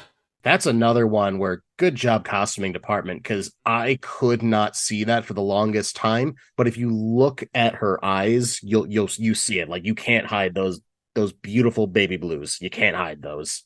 But oh my gosh, like even like listening to the voice she uses, couldn't tell based off that whatsoever. Yeah, absolute transformation. I love when she doesn't consider gender for a role. Speaking of the boo box, this also sets up how melodramatic Hook is and just how unhinged he is as an individual. He just accuses a random pirate of not believing in him, and the pirate just like, yeah, I didn't believe in you. Okay, it's fine. The boo box. The boob. Yeah. Would not want to be put in a small chest with a couple scorpions. Maybe that's just me. I'm old fashioned like that. And then you like that shot of the hook being sharpened and placed on the velvet pillow. Another great Spielberg oneer. Oh my god, and here goes Smee, literally prancing his way to present it to Hook. And paired with the music, it's so mischievously evil. Smee gets such a great intro, like, you know, saying hi to the girls and just prancing around, like you said, just having a great time. It sets him up as just such a silly but devious man.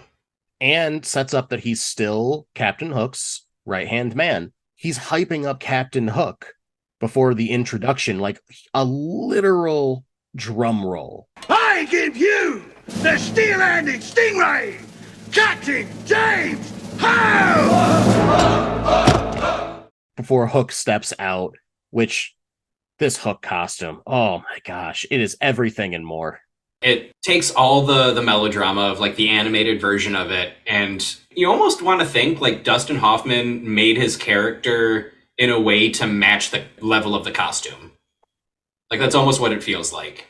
It's just so operatic. He's got the high heels, he's got the fancy bows, the tights, the pristine curls in his wig, the beautifully twirled mustache. Like, oh my god. Yeah, spectacular. And correct me if there's anything in the movie to contradict this, but it's my understanding that this whole thing with like them going to see Hook and him coming out and then cheering for him, I feel like that happens to some degree every single day, and they're always that excited about him.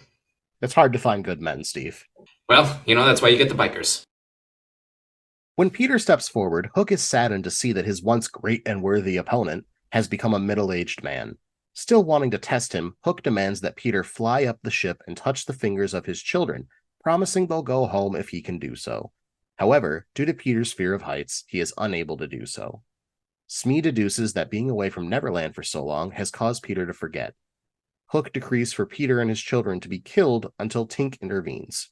She persuades Hook to release Peter instead, promising to train him for battle over the next 3 days and give him the fight he desires. There's this kind of slimy slickness to Hook as he's staring Peter up and down, like with his demands of wanting his war. Now, I ask you, why is it his war? Because everything is his. It always has to be about him. Again, just perfect capture of this character in the writing. Just the writing alone. You believe that this is an actual, completely unhinged narcissist.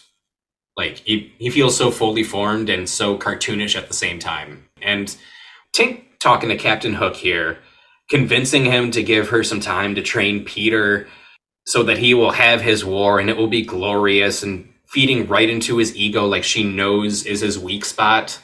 She's pulling the strings here for most of this movie. She really is. And fun thing that I discovered this watch through, and I'm going to be honest, I haven't heard of anyone else bringing this up before. So Hook is looking Peter up and down. He's in complete disbelief. He's like, no, Smee, who is this that you brought me? Smee pulls out paperwork, right? And he runs down the stairs to Hook to show him the paperwork. And he says, got a sworn affidavit by T-Bell. T-Bell. Tinker Bell. So now let's ask the question, how did the pirates get to Neverland? There's only one way you can do it. Your second star to the right, straight on till morning. You have to be able to fly. And how do you fly? Fairy dust. And who's the only fairy left? Tinkerbell.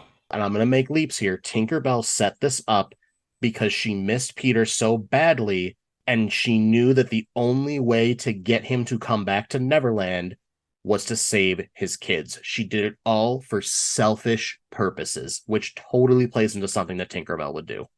Yeah, I don't even think you're making leaps there. It's completely in character for her, and the evidence supports it. Firefly from hell, indeed. Let me ask you a question, though, as well. Yes. Do you think Hook would have let them go if Peter was able to somehow touch their fingers? No, absolutely not. He'd just move the goalposts. That's exactly what he always does. He's got to win, no matter what. I also love Smee translating for Hook, because Hook speaks very eloquently and, just all these nice big words. And then just says to Smee translate. And Smee just goes, "We're going to have a war in 3 days." Great.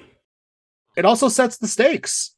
The hill that Peter has to climb in order to save his kids. We are like 45 minutes in to this film, and we finally figure out, okay, what does Peter have to do to reach the end, right? He has to learn to be the Pan again in 3 days, or he will lose his children forever. And specifically, just like Toodles told us, has to fight, has to fly, has to crow. It's only when he does all 3 of those that he becomes fully self-actualized.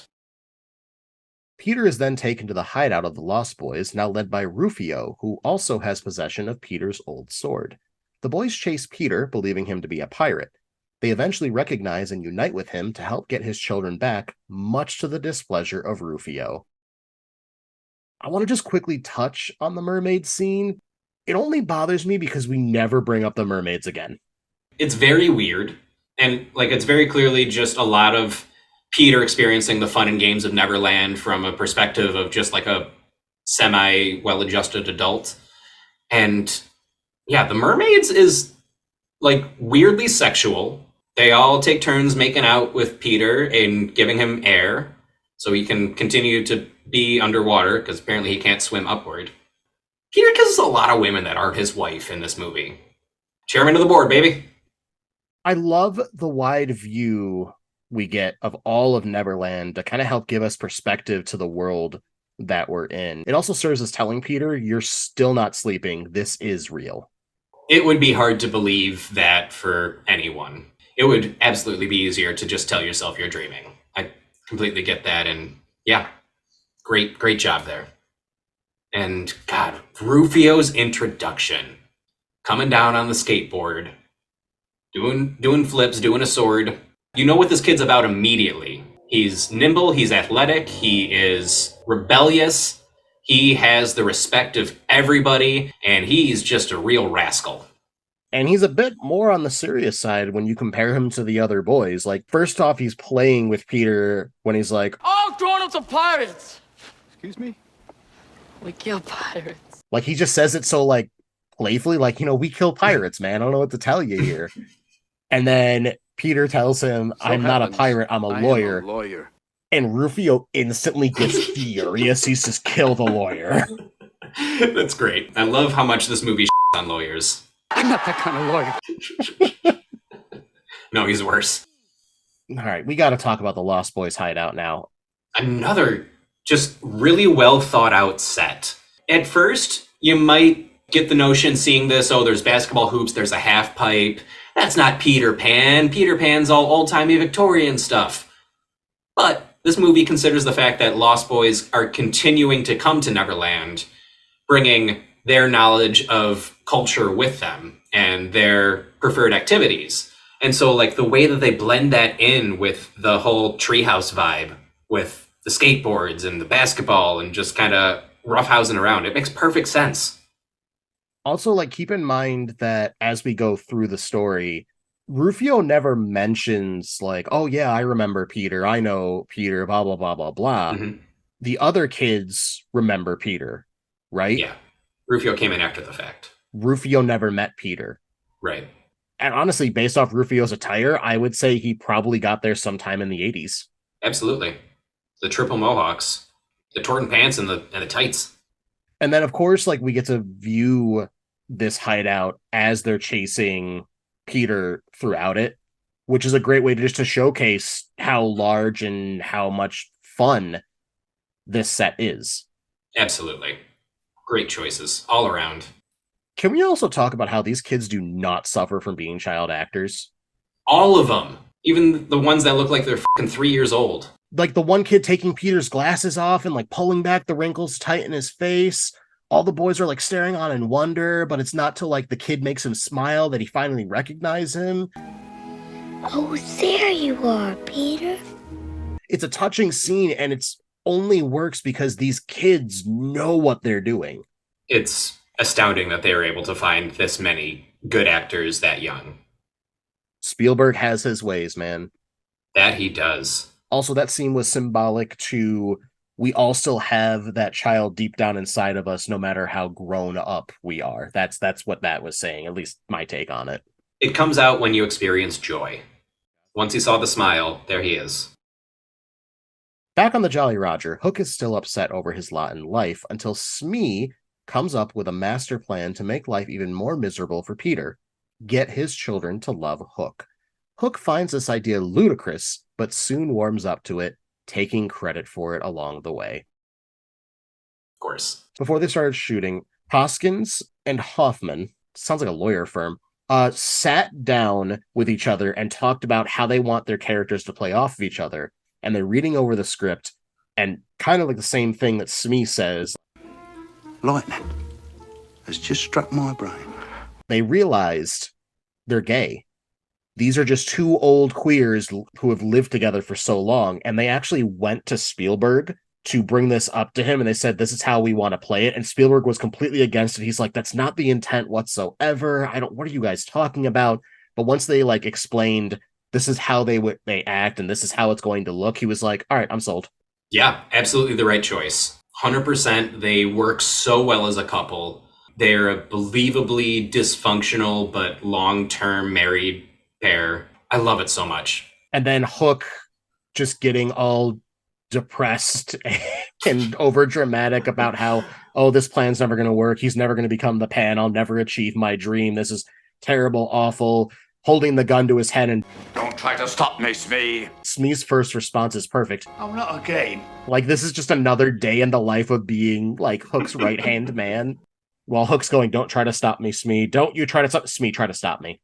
Also, as great as the Lost Boys dinner scene is later, this scene here in the Jolly Roger is, for me, the most appetizing. That spread that Hook has laid out looks decadent as hell.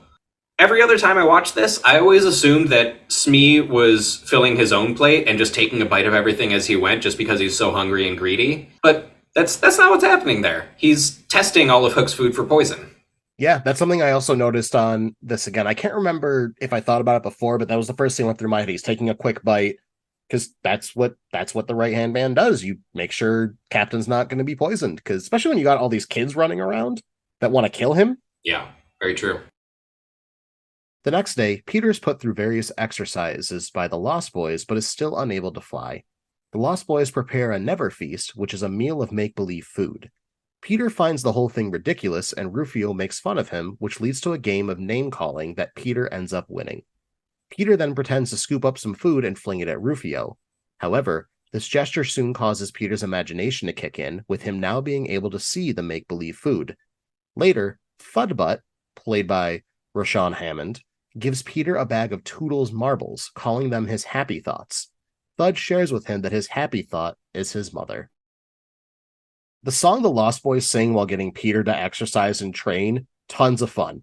It captures that feeling of singing and making up silly, stupid songs when you're a kid. Yeah, God, the hell they put him through, making him walk uphill with a bunch of them on his shoulder, grabbing his ankles while he walks. You feel for him, but you're also having a ton of fun watching these kids torture this old man.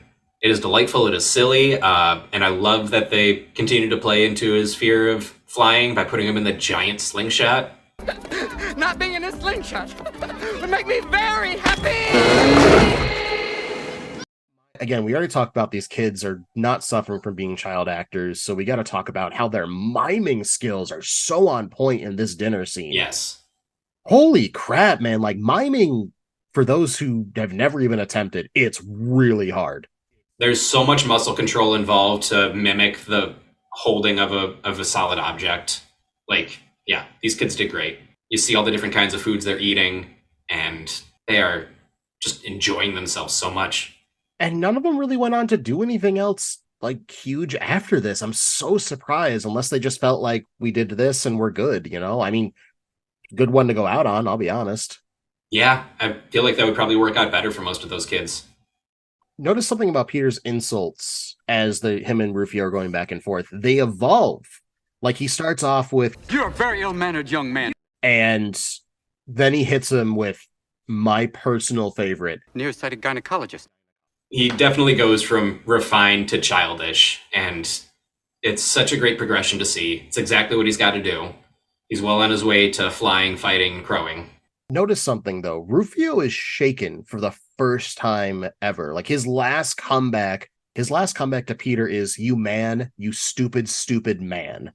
And prior to that, Peter calls him a paramecium brain and explains what a paramecium is, ending it with, "It's a one-cell critter with no brain that can't fly!" Rufio can't fly.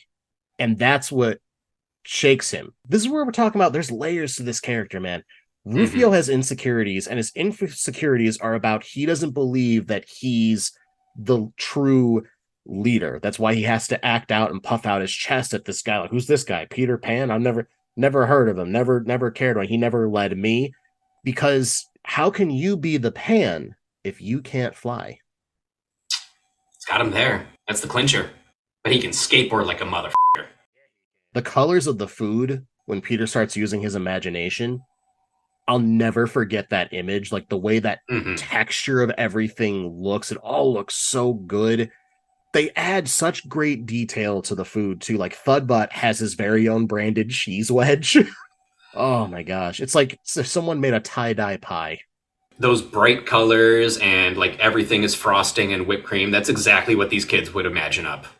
So there's something here that I noticed as well in this watch through. How does Peter see all of this? He's using his imagination, but in order for his imagination to work, in Neverland especially, you have to believe. Belief is the most powerful tool here in Neverland, and it's what makes anything possible. Correct. Keep that thought, because there's other little bits of that littered all throughout the entire film. Oh man, I hope Peter doesn't try to kidnap the heart of the truest believer. Once upon a time. Can I just say this was the slowest thrown coconut that I've ever seen in my entire life? Dude, right? I noticed that too. Throws coconut. Two different people say, Peter, watch out. Someone throws him a sword. He catches the sword. He swings the sword in such a way that it intercepts the coconut and slices it in half. Only explanation is, it's Neverland, baby. And then look at him staring at the sword when memories are starting to come back to him. He's in complete and utter shock. He's afraid of it a little bit. To this point, he still doesn't believe all of this is actually happening. Or maybe at some level he believes this is happening, but he's not Peter Pan. But now it's like, maybe I am. Maybe I am Pan the Man. We love to see it. Great progression. So there's also a quick little scene before we get to the next one where Maggie is singing a lullaby that her mom used to sing to them. And the pirates are totally mesmerized by this. To me, what this was saying is, all these pirates are in a trance because at their core, they miss their own mothers. Absolutely. And Maggie, being the great-granddaughter of Wendy herself, has that degree of maternal instinct and just spreading that energy, which is not something the pirates have probably ever felt. But also this speaks to some other things about Neverland as well. Like songs have a power about them that can bring forth a lot of emotional triggers, right? Like the recent season of Stranger Things dived into this pretty heavily. But this scene is given to us so that we know that you can still remember the real world even if you're stuck in Neverland. Because the whole point of never going to Neverland or going back to Earth, you're going to forget about one or the other if you stay too long in either or. But Right. emotional moments like this, emotional triggers, can bring you back. Now, if only she had been singing the That Sounds Terrible Go On theme song. But no movie is perfect. Meanwhile, Hook attempts to turn Maggie and Jack over to his side, claiming that their parents hate them. Maggie refuses to believe this and is dragged away. However, Jack's ire towards his dad allows Hook to turn him. The next morning, after finding a watch on Jack that Peter had given him, Hook and Smee lead Jack to a shop full of smashed clocks. They let Jack work out his aggressions about his dad by smashing the clocks and Peter's watch. So I kind of brought it up before, but it makes sense that Maggie's not going to be easily swayed because Peter always made Maggie's events and never made Jack's, which is exactly what Hook dives into to sway Jack to his side. Yeah, she sticks to her guns even when everybody else is like, "Hey, no, don't do that." Maggie's got a lot of moxie. We love to see it, and I love that Hook has a whole shop of smashed clocks, like playing into his whole fear of the crocodile in the original story. The crocodile who swallowed the clock. It is tick tick tick whenever the croc is near. Great evolution of that concept. And that also plays into another part of this. Hook has some level of PTSD regarding the crocodile. That's very, very apparent here. And part of that PTSD is Hook still believes that the crocodile, despite being slain, is still going to get him at the end of the day. That's why he smashes all these clocks. Any clock we find, we smash. Captain can't hear that ticking. It haunts him. Yeah, that's why he put that clock in the croc's mouth. But if you'll notice, that clock doesn't tick. It just spins. Also, when Jack is smashing clocks, his frustrations about his dad start off pretty childish, right? Like, this is for not letting me blow bubbles in my chocolate milk. And it very quickly evolves into the simple yet chilling for never doing anything with me. Like, you can tell how traumatized this kid is because he feels like his dad wants nothing to do with him.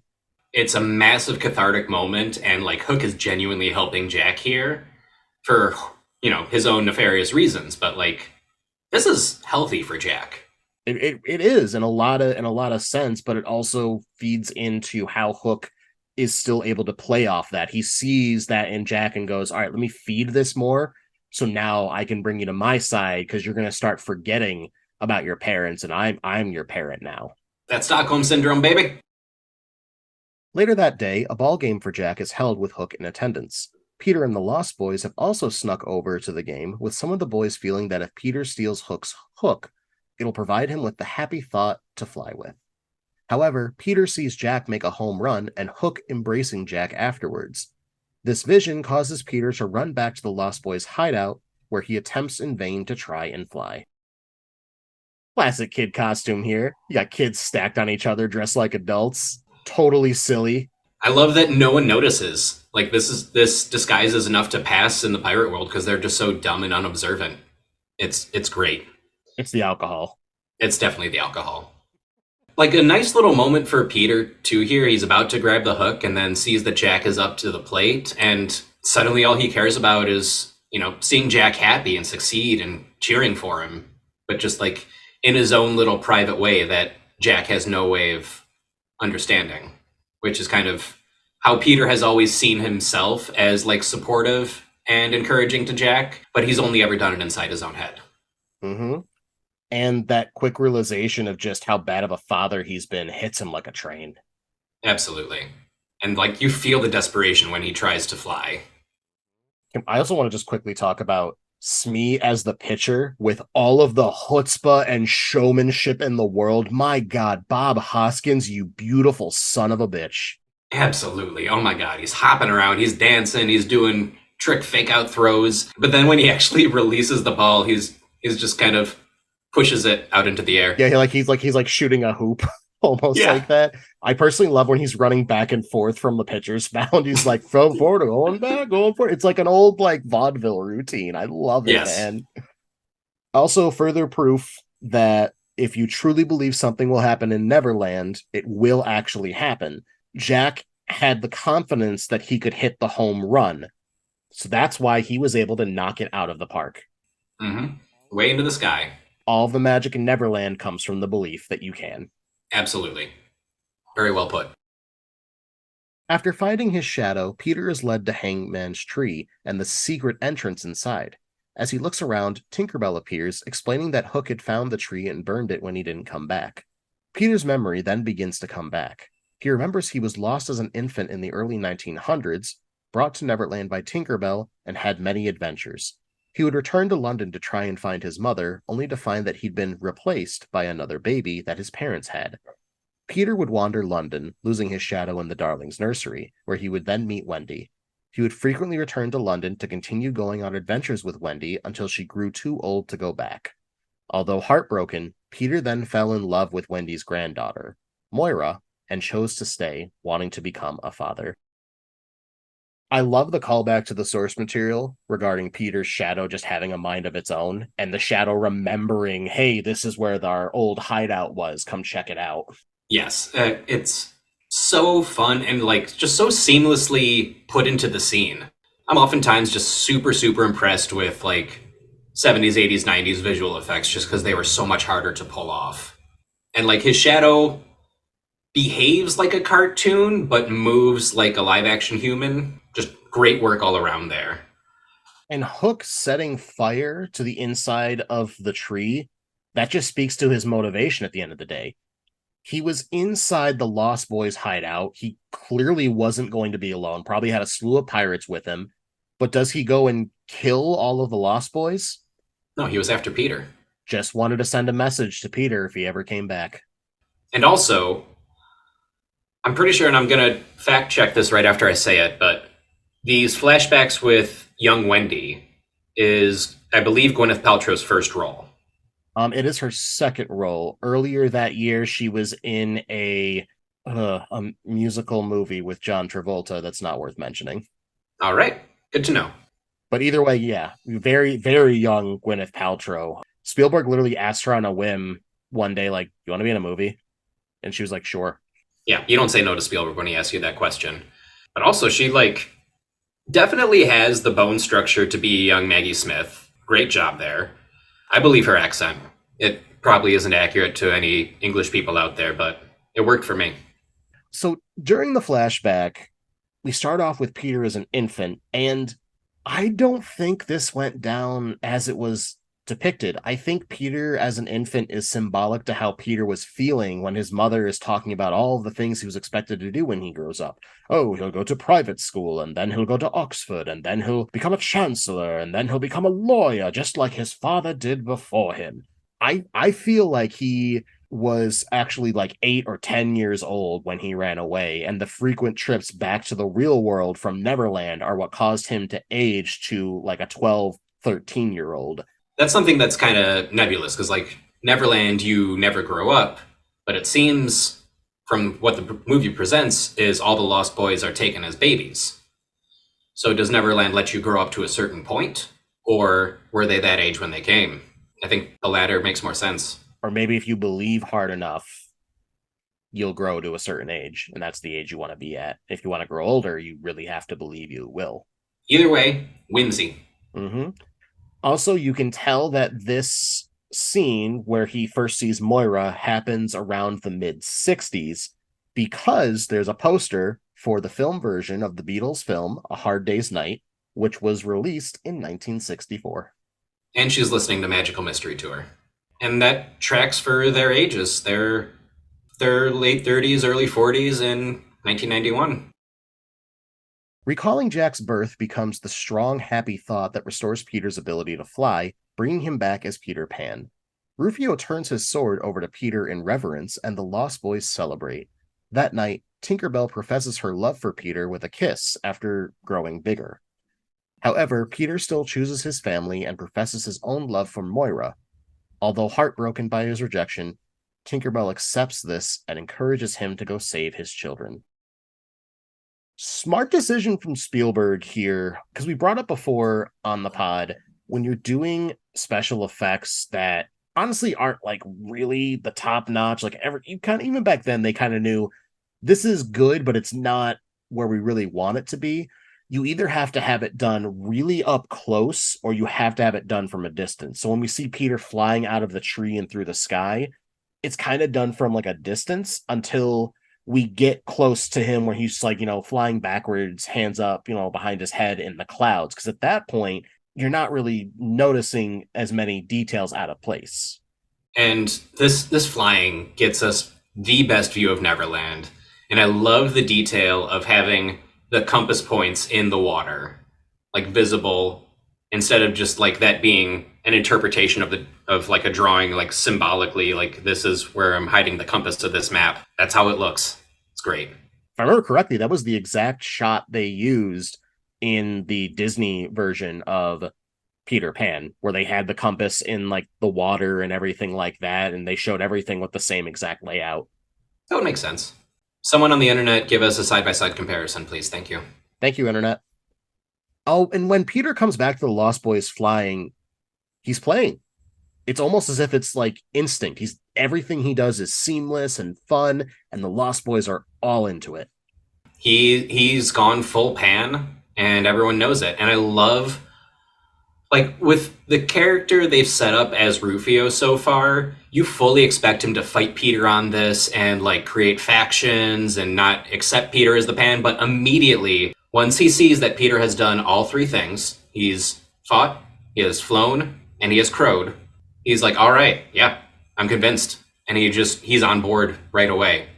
Yeah, like it shows the growth within Rufio. Like look at his eyes, man. You see all of the emotion right in those eyes where he just feels like, God, I made such a big mistake, but he's kind of admitting to that mistake now, and he's like, okay, you are the Pan, showing Rufio that all he had to do was believe. Belief is such a huge part of this film, and I feel like I just don't hear enough people talking about it. Valid. Side note before we get to Tinkerbell growing big, I love the design of the Pan sword. I want a replica so bad. So badly. I want a replica. Just hang that right on the wall. That's the only sword I would ever want. I don't want a Lord of the Rings sword. I don't want the Highlander sword. Man, I don't even need to have a lightsaber, but I have to have the Pan sword at some point. Yeah, so well designed. Like you can tell it's got a ton of history. It's super old. It's a short blade because it's meant for a child. It just looks like such a great sword. Thank you, design team. Good job, art department. All right, now let's get into Tink growing big.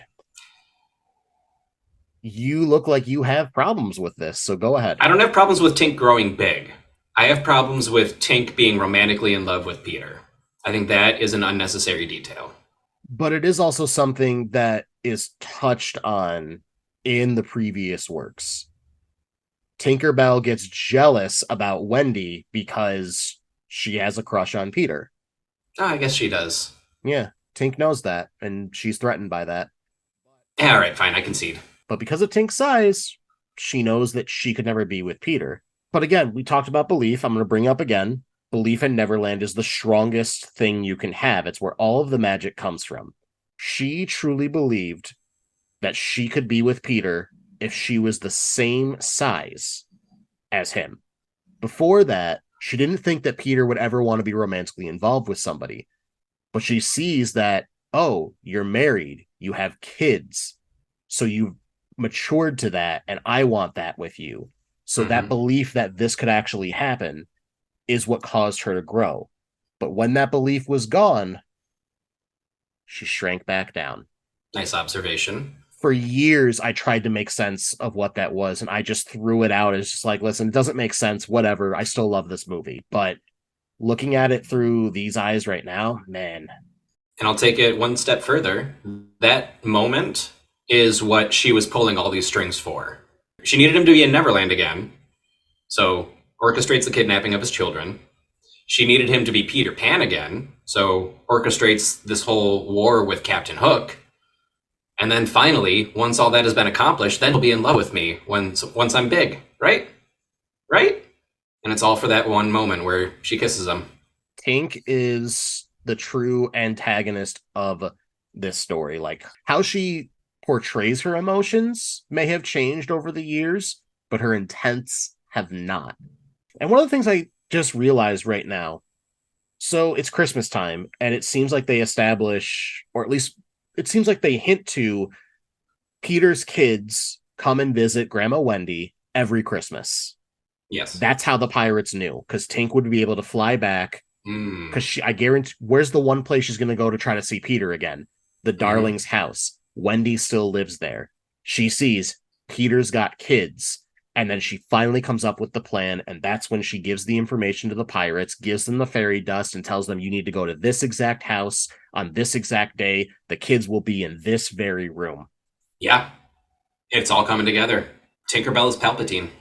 Well, you heard it here first, folks. We are legitimately breaking fresh ground here. I've seen so many different fan theories. I've never heard of this one. If someone has heard of this one before, provide me proof so that I can eradicate it from the internet. I want this. I really want this. The next day, Peter and the Lost Boys fight Hook and his pirates. Before the fight breaks out, Peter sees Jack, who now considers Hook to be his father. Jack doesn't recognize Peter, but before Peter can get through to him, Maggie calls out for help in the distance. Peter rushes off to save her, and Rufio steps in to battle Hook. After rescuing Maggie, Peter returns to the Jolly Roger just in time to see Hook run Rufio through with his sword. With his dying words, Rufio tells Peter that he wishes he had a dad like him. Rufio's words seem to break the hold that Hook had on Jack, who looks to Peter and asks to be taken home. This gear up for the war is, again, another imaginative and fun sequence in this film. Yeah, all the different creative ways these kids are armoring up. Honestly, it rivals like the Iron Man suit up scenes. They're that imaginative. They're that well thought out. Like the kid just walks through a curtain and then suddenly his torso has armor on it. Like, oh my God. Yeah. Terrific, terrific, terrific. And it's just this armor made out of wood, which you feel like is not going to do anything against a grown man with a sword. But again, I'll throw it in there. They believe it'll work, so guess what? Yeah, it does. And that's what kids would do for armor. They're not going to be like blacksmithing a bunch of chainmail or whatever. They got what they can work with. They're in a treehouse. All right, so I've got a question here regarding Hook and Jack's relationship for you. Okay. Do you think at the end, Hook actually cared about Jack, or even then, was it all still just an act to hurt Peter? I'm inclined to say it was just an act, but I think the idea of having someone who truly loves him is a big motivator for Hook. So like it's still very selfish, but manipulating Jack into being a loving, adoring son is a goal for him. I don't think that means Hook cares about Jack. Well, Hook is a narcissist, so that would absolutely track. Narcissists need to feel love and adored endlessly by people without being questioned. That's why, despite Smee being a bit of a bumbling right-hand man, he hasn't killed him. He's been nothing but loyal to Hook forever and ever. And also that love has to be on Hook's terms. As narcissists do. Yep. So let's talk about the showdown that Peter has at the beginning, where it's just him against all the pirates on the Jolly Roger, right? I love the sword work here. I love fight choreography, and obviously sword choreography goes right hand in hand with that.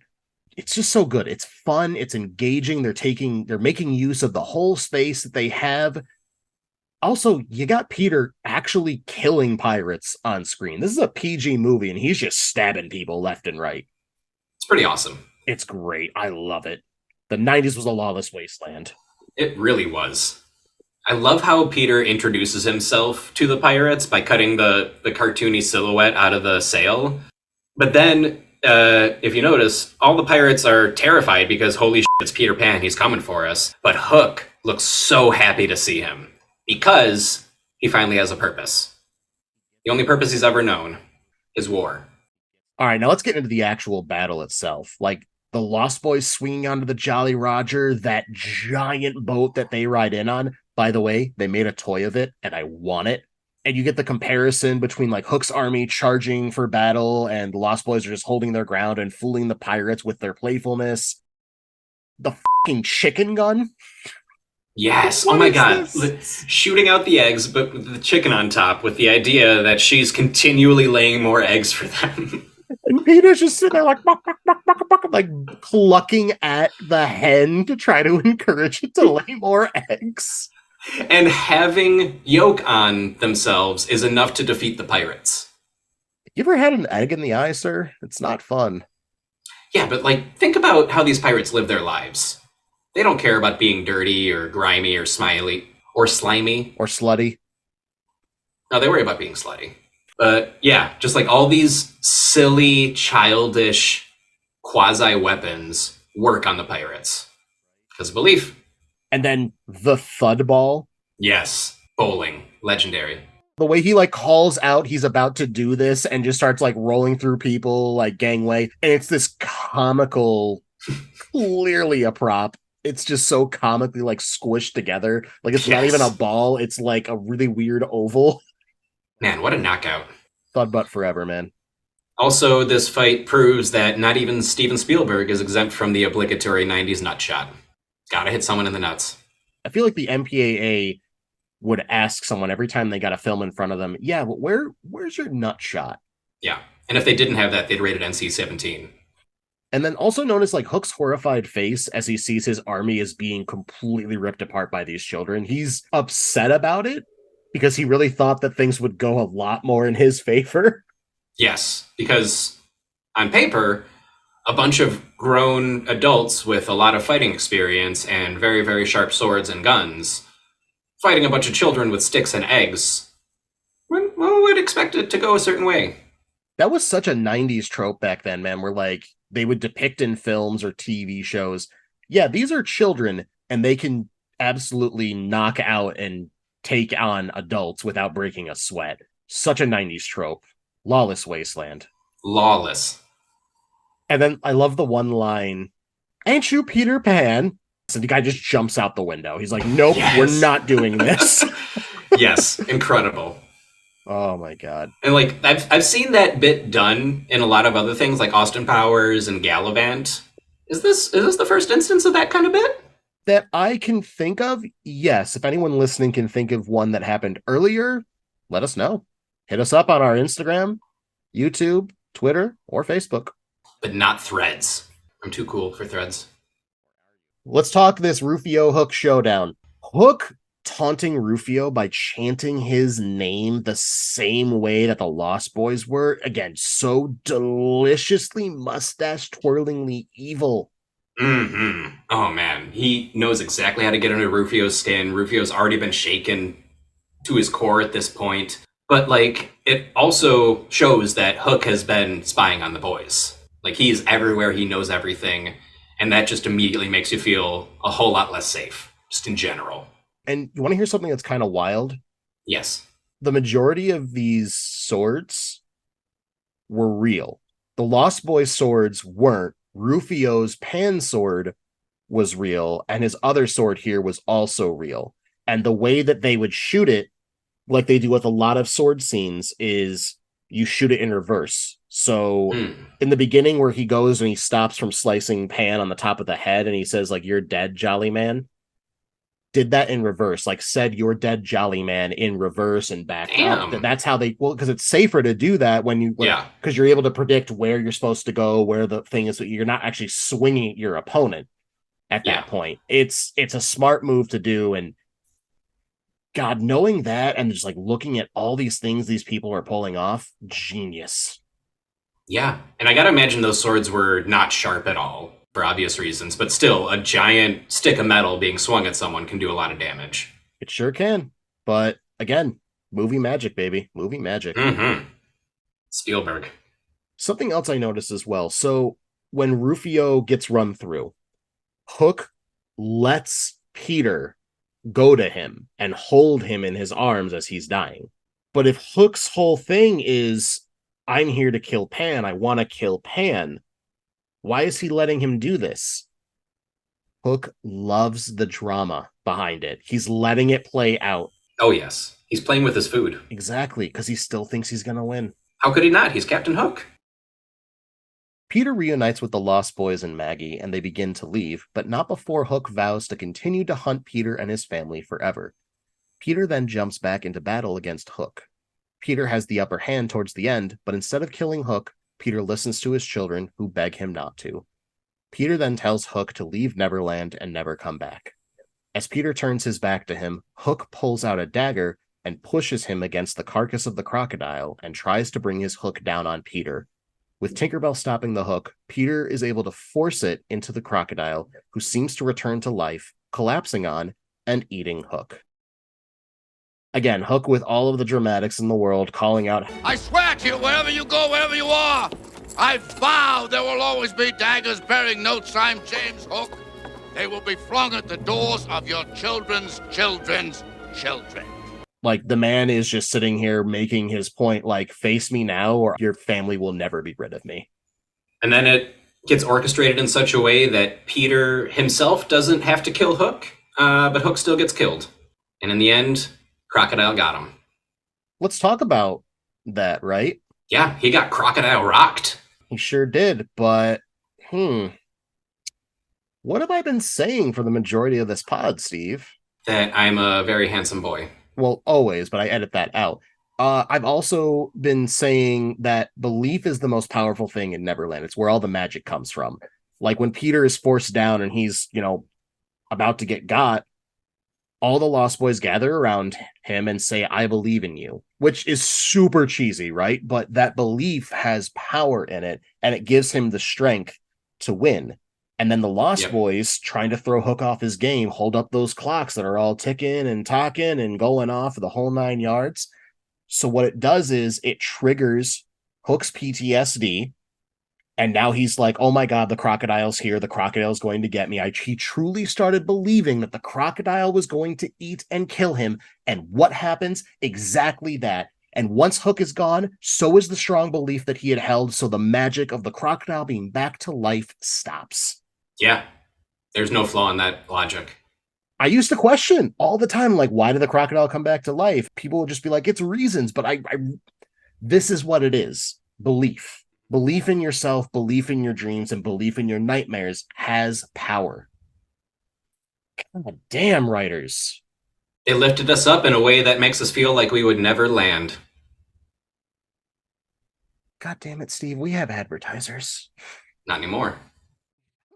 Also, Peter choosing to not kill Hook is very important.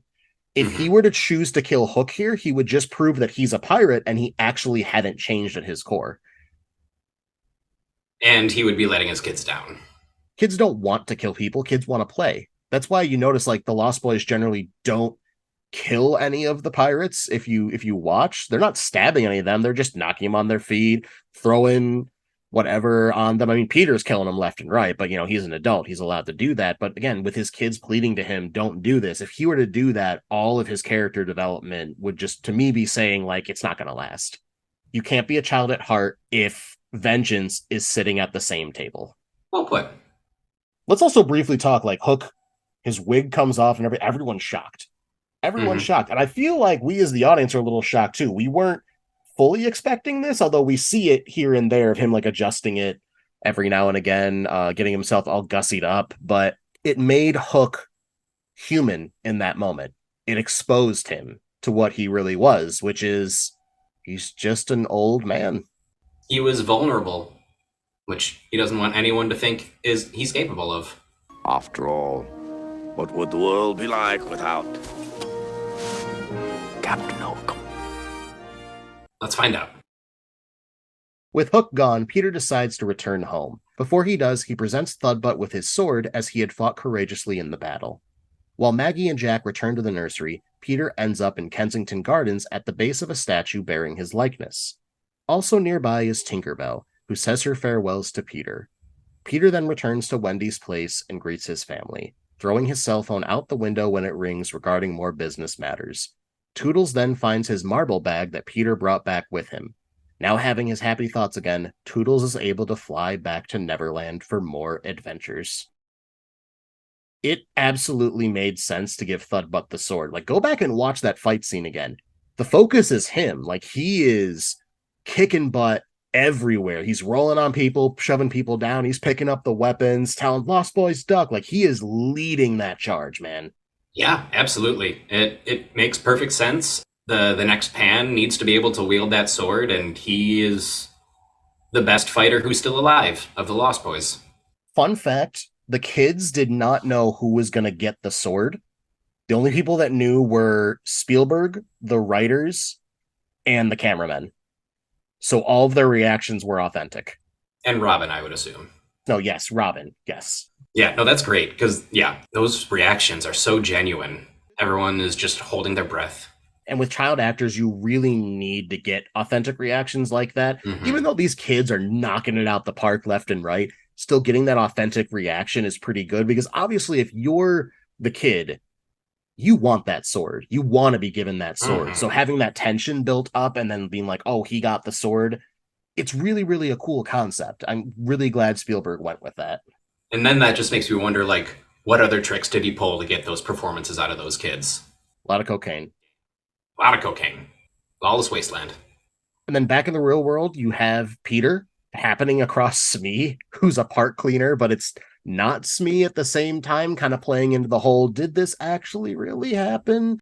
I don't think it was needed. Honestly, I feel like you probably could have cut that part, because you've done so much to show that this is all real. This is all actually happened. We don't need this. Like, if Smee kind of like gave like a little tip of his hat to Peter, just like, have a good one, Mr. Pan, or something like that, and just went off about his business. Yeah. All right, cool, fine. That would be, but this is just like, he's just a normal person. So I don't know. It's like, it's a confusing message to me. I want to believe that that is Smee and he's just f***ing with Peter. Or you could see his character as a final test of Peter's belief. Now that he's back in the real world, does he still believe what happened in Neverland? I'll allow it. Now we got to talk Toodles getting his marbles back. Toodles got his marbles! It's such a great moment when Peter hands him the marble bag and he opens up and he's looking through it and he's like pouring out the marbles in his hand and he's just like, oh my gosh, I found my happy thoughts. He is just ecstatic about all of this. And then the bonus that the bag also had fairy dust in it. And the lead into it was great, because it wasn't like, here's the bag and he instantly starts flying off or anything. No, you have the conversation that needs to happen between Wendy and Peter, where Wendy is like joyous that Peter's no longer a pirate. Peter has found his inner child, is embracing it again. Yeah. And you kind of like getting a bit of the mirroring of the first time that they met as well, where she calls him boy and he calls her Wendy lady. Yep. And then it leads into Toodles finding the magic dust. He's pouring it over him. Everyone is just like laughing about this. They're so joyful as well, which I found was really weird, because I felt like it was never hinted to that Liza was in on everything of this being real. And I feel like she would have been freaking out, but she was like just really happy about it all happening too. Maybe kind of like showing that she's still a kid at heart and is able to believe in magic and was just rolling with the punches or something. But I feel like Moira should just be like, what the hell is going on right now? Yeah.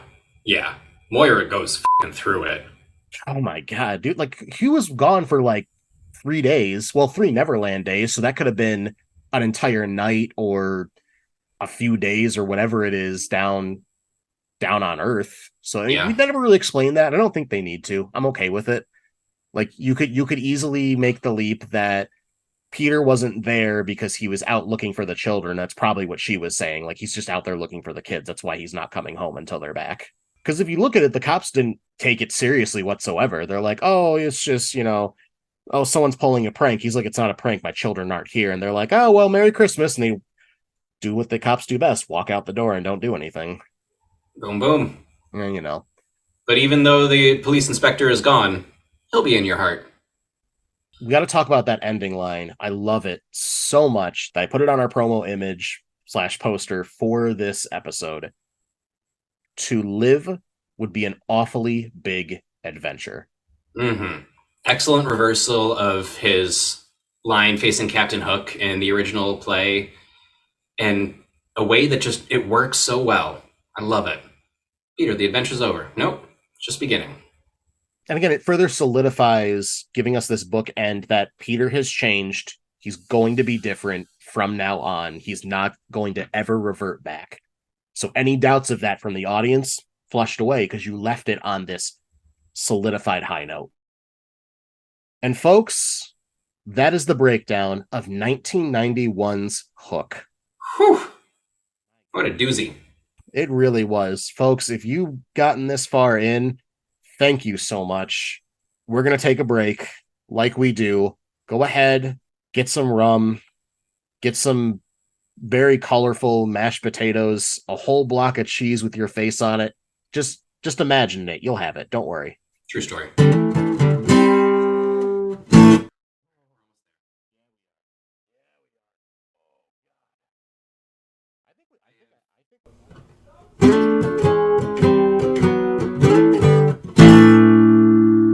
Welcome back, folks. Whew. Steve. Corey. How was your flight? Real long. I thought I'd never land. Well, just don't let your arms get tired.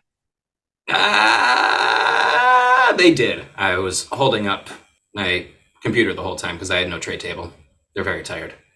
What were you using to hold up your computer? My arms. Oh, are you sure it wasn't some little bits? Oh, just a little bit. That's right, folks. Little bits of the part of the pod where we get to those things we didn't get to say. Maybe some fun stuff that we learned along the way. So, Steve, do you have any bits? Playing more into why Thudbutt deserves to be the Pan, he held on to Toodles' marbles that whole time. Toodles was a young boy when he came from Neverland, and now he's easily, let's say, 75 minimum.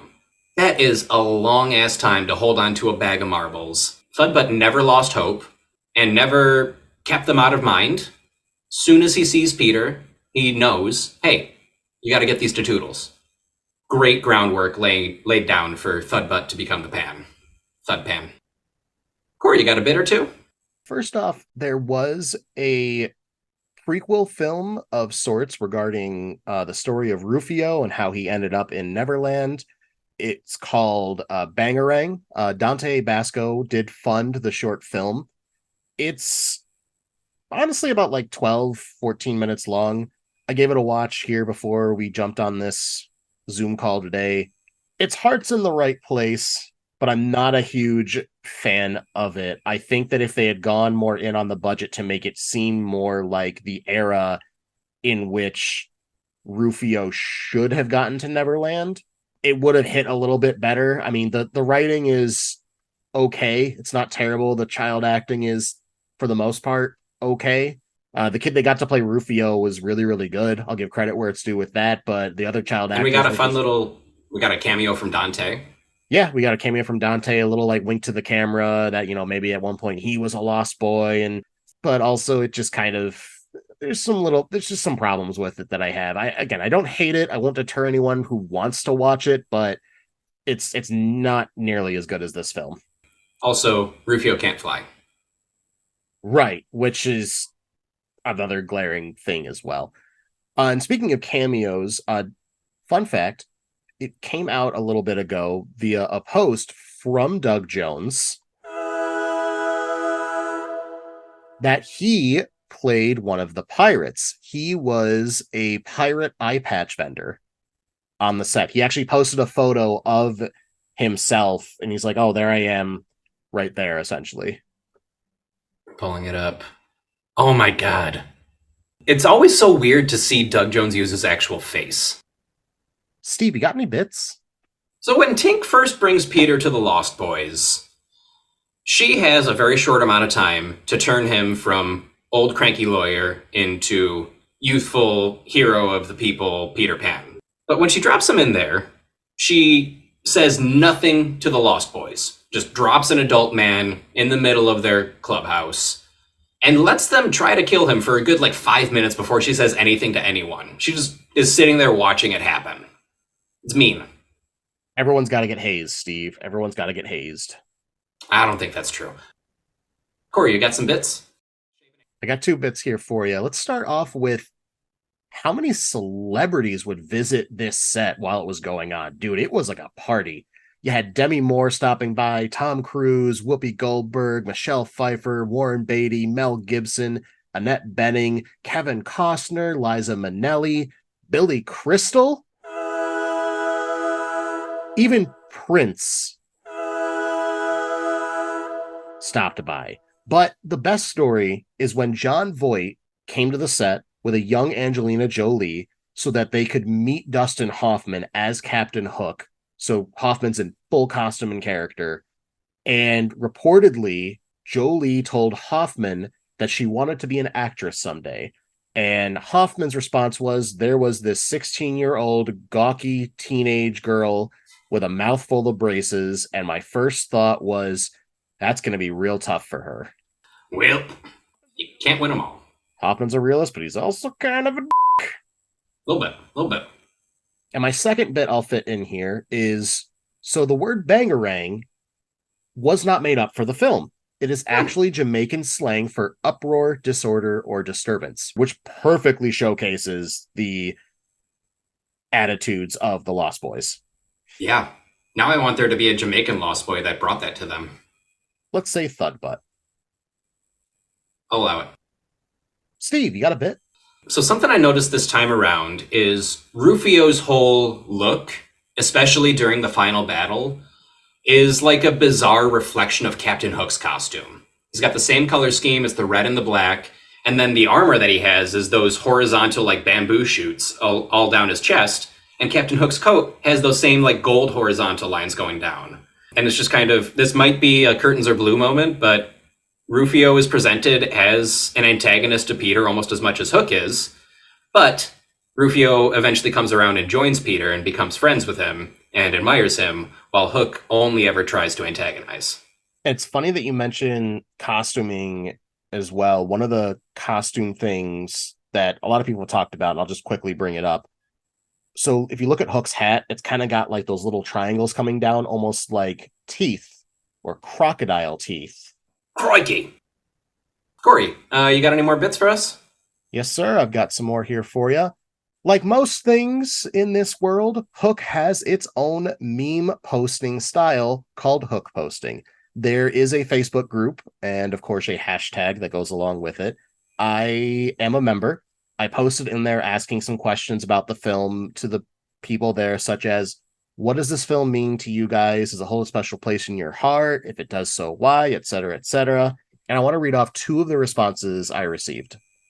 This movie changed my childhood. I saw it in the 90s and loved it immediately. My dad once got instant mashed potatoes and added different colors of food dye to recreate the food fight scene from the movie. Awesome. Heartwarming, honestly. Like, it's just, that's so cool, because that's, if this is your favorite movie, you're over the moon if you're coming home to, like, multicolored mashed potatoes.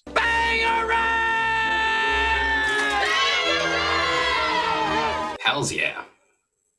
The second quote I'll read off.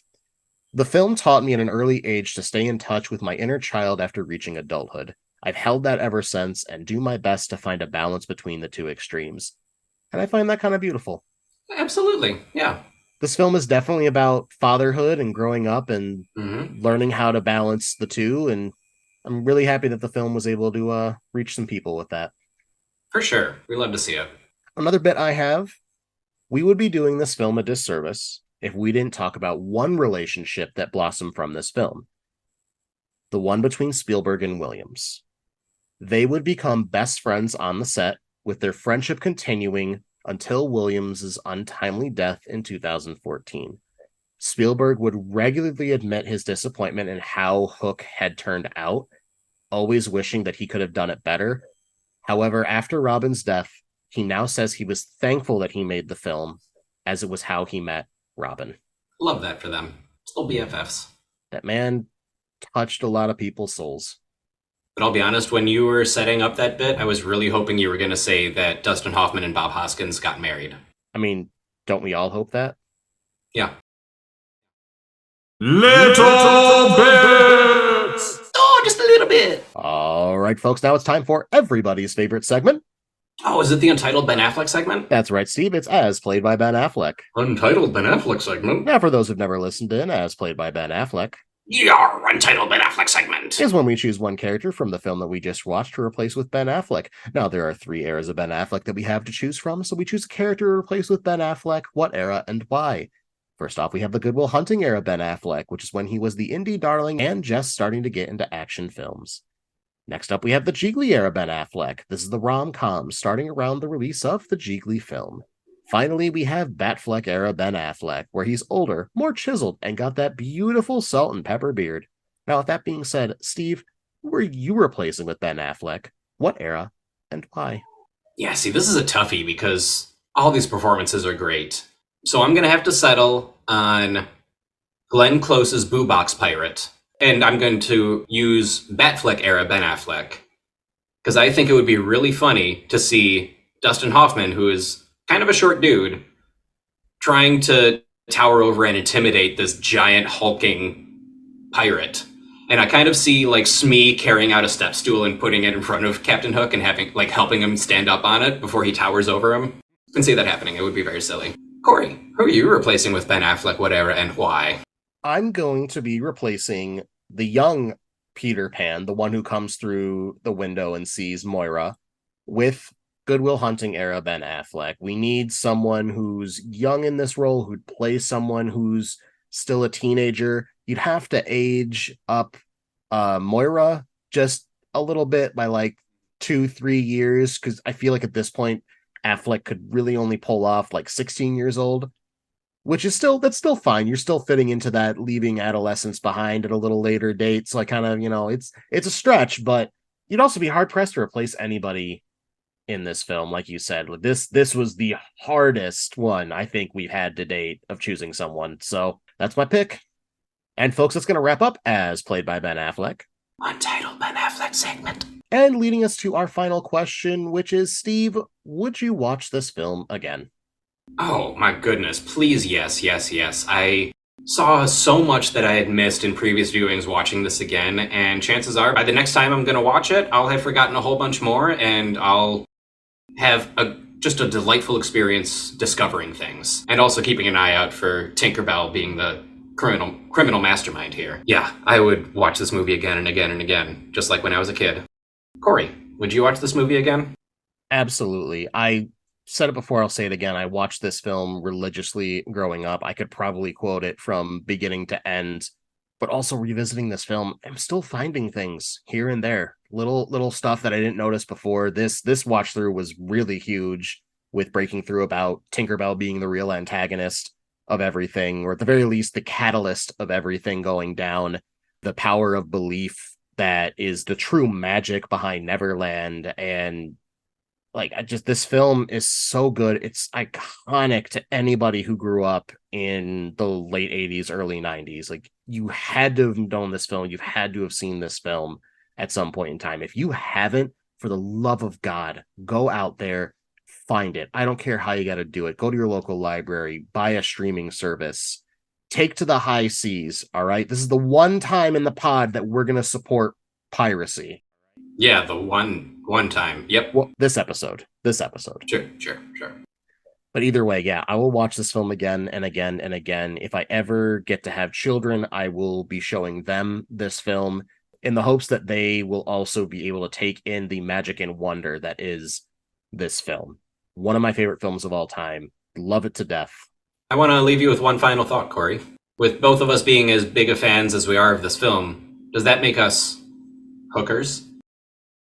And folks, that's going to wrap up 1991's Hook. We did it.